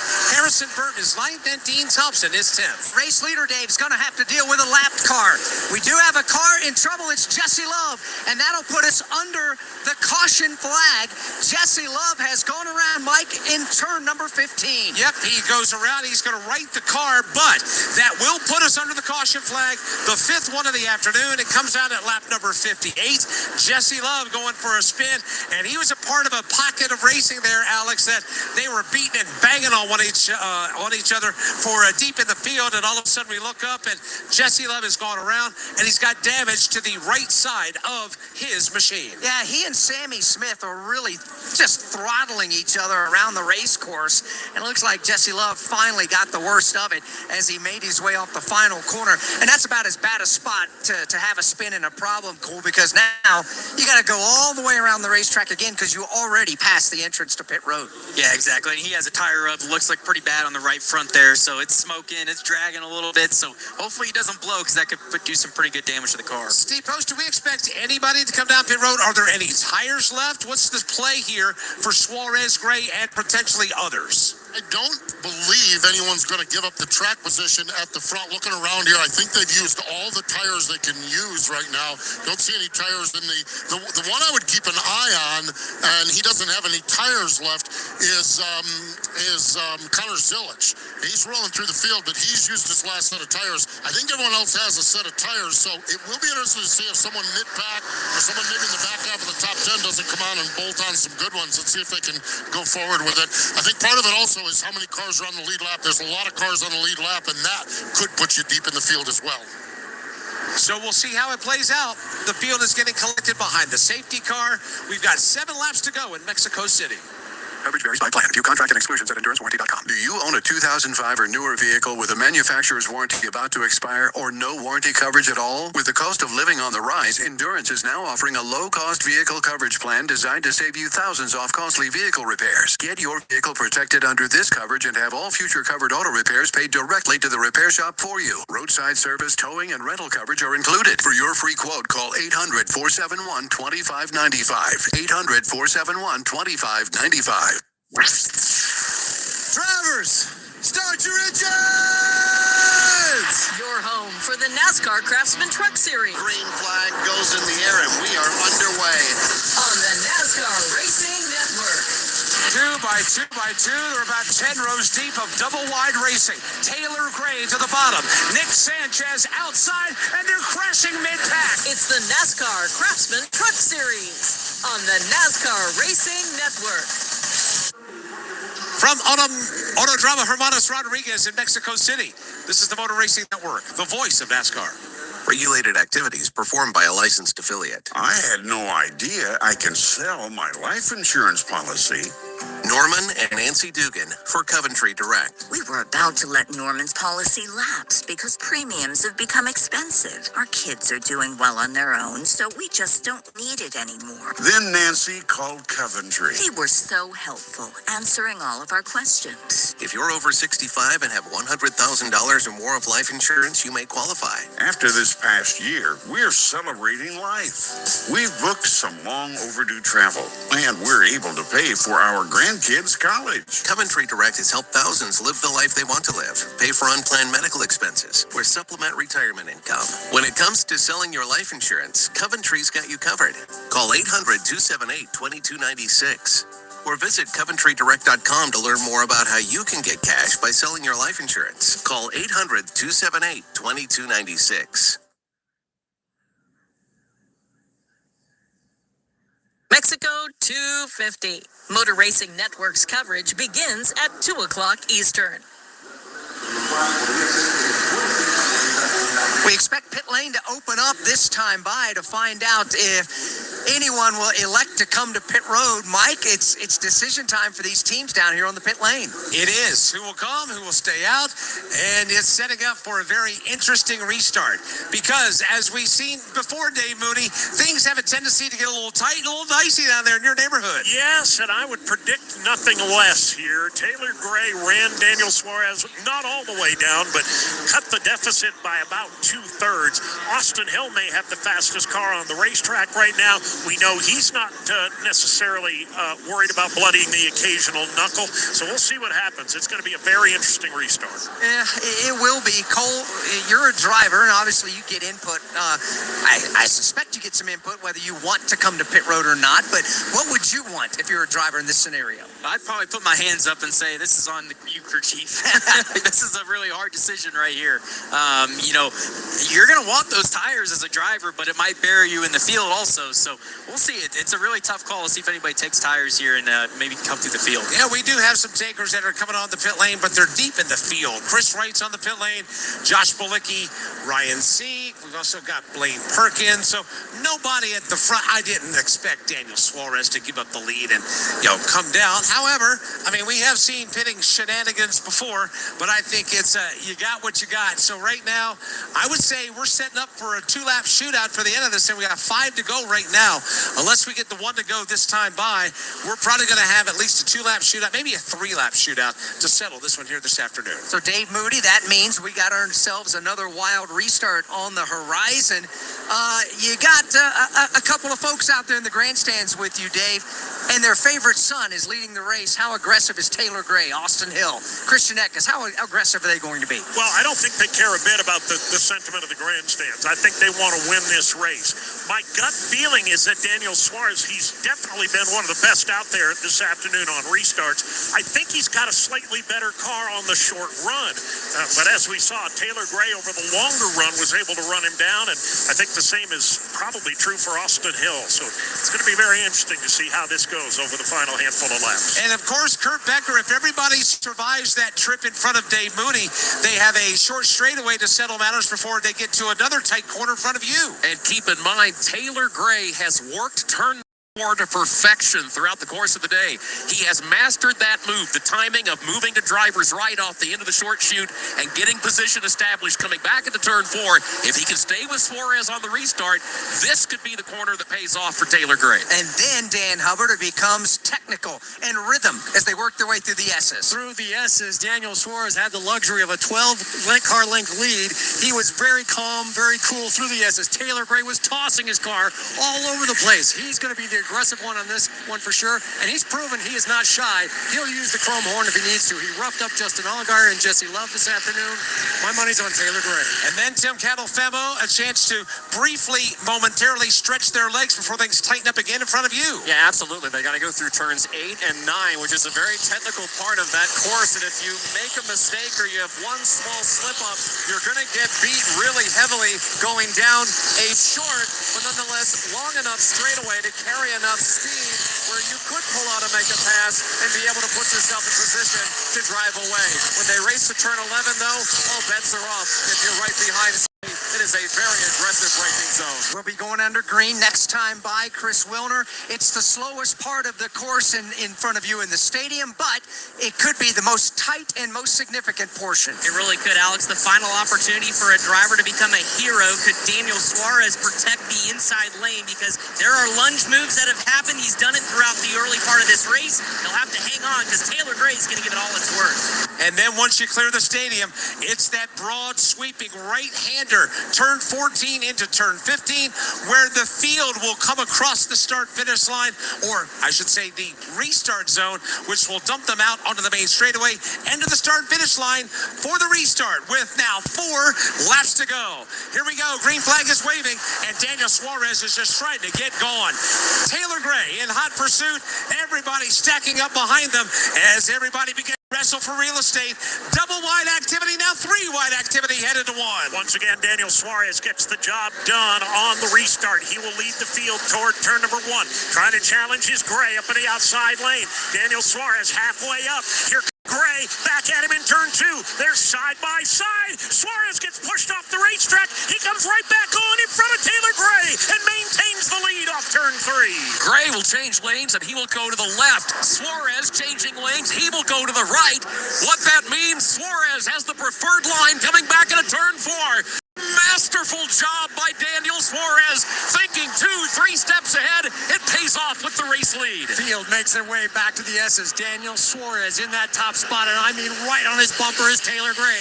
2-car breakaway up the front. Christian Eckes, a miracle of Austin Hill. Single file into turn 8. Daniel Suarez and Taylor Gray continuing to wrestle for the lead here in Mexico City. Out of turn number 9, it's Daniel Suarez by a half a car length over Taylor Gray. One car smoking in the middle of the pack. They continue on to turn 11. Suarez playing defense there on the entrance of turn number 11. He's now got a 2-car length lead as here comes Christian Eckes. Oh, Austin Hill's going to make the lunge move to driver's left into 12, side by side, but Eckes will hold on to that 3rd spot. And Daniel Suarez trying to get away. He's in turn 14. Now negotiates turn number 15. They'll come up off of the corner, back to the start-finish line. Ryan Sieg, by the way, he's pointed in the wrong direction. He'll spin that car back around. The race leader's Daniel Suarez. 3 laps to go. He heads back to turn number 1 with a 1-second lead. There he comes down the front straightaway and into turn number 1. Daniel Suarez has opened it up from a side-by-side battle for the lead last time around. He's put 4, maybe 5 car lengths between himself and Gray. A little further back in the pack, a major tire rub for Nick Sanchez. He was flirting with the top 5, trying to hang on to the finish. Last time down the short chute, Daniel Suarez had to strategize. This time, all he has to do is just keep it in a straight line. He's got the lead.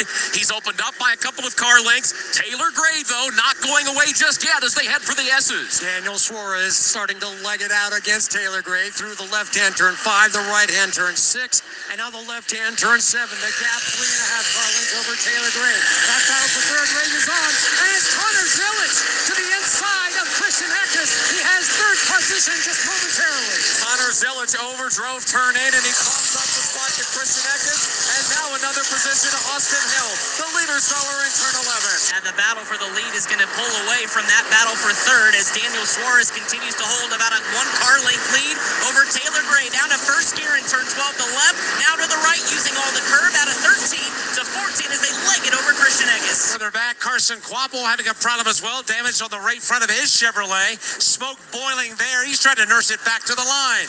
Here they come now. 2 laps to go. Daniel Suarez's lead. About 7 car lengths over Taylor Gray.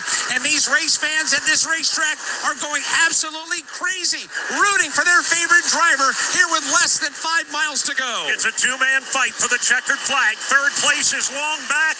You can hear the crowd going absolutely apoplectic. Daniel Suarez, his lead is 4 car lengths through turn number 3. Spills out onto the short chute. Trouble at turn 2. Brandon Jones goes around. He refires. He'll continue. Here comes Daniel Suarez, the race leader in the meantime, back into turn number 4. Taylor Gray pedaling hard, trying to stay with him. They both swing down to the bottom side of the corner and work their way back up through the gearbox. Well, if Taylor Gray's got anything for Suarez, he better pull the trigger soon. Here comes Suarez to the right hand, turn 6, now the left hand, turn 7. Taylor Gray just sliding his Toyota through turn 7, doing everything he can to catch the leader. Taylor Gray is elbows up right now, trying to stay with the leader, Daniel Suarez. It is 5 car lengths separating the top 2 in the race for the lead and the win here in Mexico City. A Let's Go Daniel Suarez chant erupted here in the stadium as he continues to lead Taylor Gray. It's a mano-a-mano fight. Suarez easy on the throttle in turn 12. Taylor Gray selling it out in 13. Gets a little loose, but continues to hound Suarez. Here they come through turn number 14. Now into turn number 15. Masterful job right now for Daniel. Trouble in turn number 12. Andres Perez de Lara gets looped around off the front nose of Mac de Benedetto. He'll get it refired as the field springs by. So as Andres Perez de Lara gets spun around, the leaders come across the start-finish line, and the white flag is waving. But the question is, can Daniel Suarez make it back around and hold off the advances of Taylor Gray? They come off the end of the front straightaway, getting ready to negotiate the mid-portion of the course to come to the checkered flag. Let's pause 10 seconds for station identification on the Motor Racing Network. 24/7, 365 coverage of all things NASCAR. All things NASCAR happens exclusively on SiriusXM NASCAR Radio, Channel 90. Welcome back to Autodrama. Hermanos Rodriguez. For those of you tuning in for the NASCAR Mexico Series race, that in a moment. We are in the final lap of the Chilango 150. Daniel Suarez looking for the checkered flag. Let's pick him up on the course. Daniel Suarez into turn number 8 for the final time in front of a heavily partisan crowd in Mexico City. Leading Taylor Gray by 3 car lengths. Gray doing everything he can to try to get around Suarez, but it's Suarez the leader to 11 for the final time. Final time into turn number 11. Can Taylor Gray get the launch into turn number 12? The eruption in the stadium section shouting Viva Mexico for Daniel Suarez, who negotiates turn 12 off of 13 for the final time in the stadium section. He crashed his car in practice and qualifying, had to go to a backup, had to go to the rear. He's coming off of turn number 15. Taylor Gray took a look to the inside. Nothing doing. Checkered flag is waving at the start-finish line. Daniel Suarez wins the Chilango 150 at Autodrama Hermanos Rodriguez, and this place is literally coming apart. The hometown driver wins today in Mexico City. What a finish. Taylor Gray across the line in second, Austin Hill in third, Christian Eckes in fourth, and Connor Zilic finishes in position number 5 to Brad Gilley. Corey Shea is the crew chief for the race-winning Junior Motorsports number 9. And Corey, talk about this team, talk about this driver. A backup car after a crash earlier, and now you're in victory lane in Daniel Suarez home country. It's been one hell of a day. We had a really good car in practice. We were really happy. Unfortunate we're not racing that one, but obviously our backup's just as good. It's great to be here. What can you say about this team, and what can you say about winning here in Mexico City? I mean, JRM as a whole is just an awesome place to be. They build great cars, build even better backup cars. So can't say enough that I'm happy to be here. It's awesome win for Daniel. Corey Shea, the race-winning crew chief for Daniel Suarez in Junior Motorsports here in Mexico City. Mexico fans are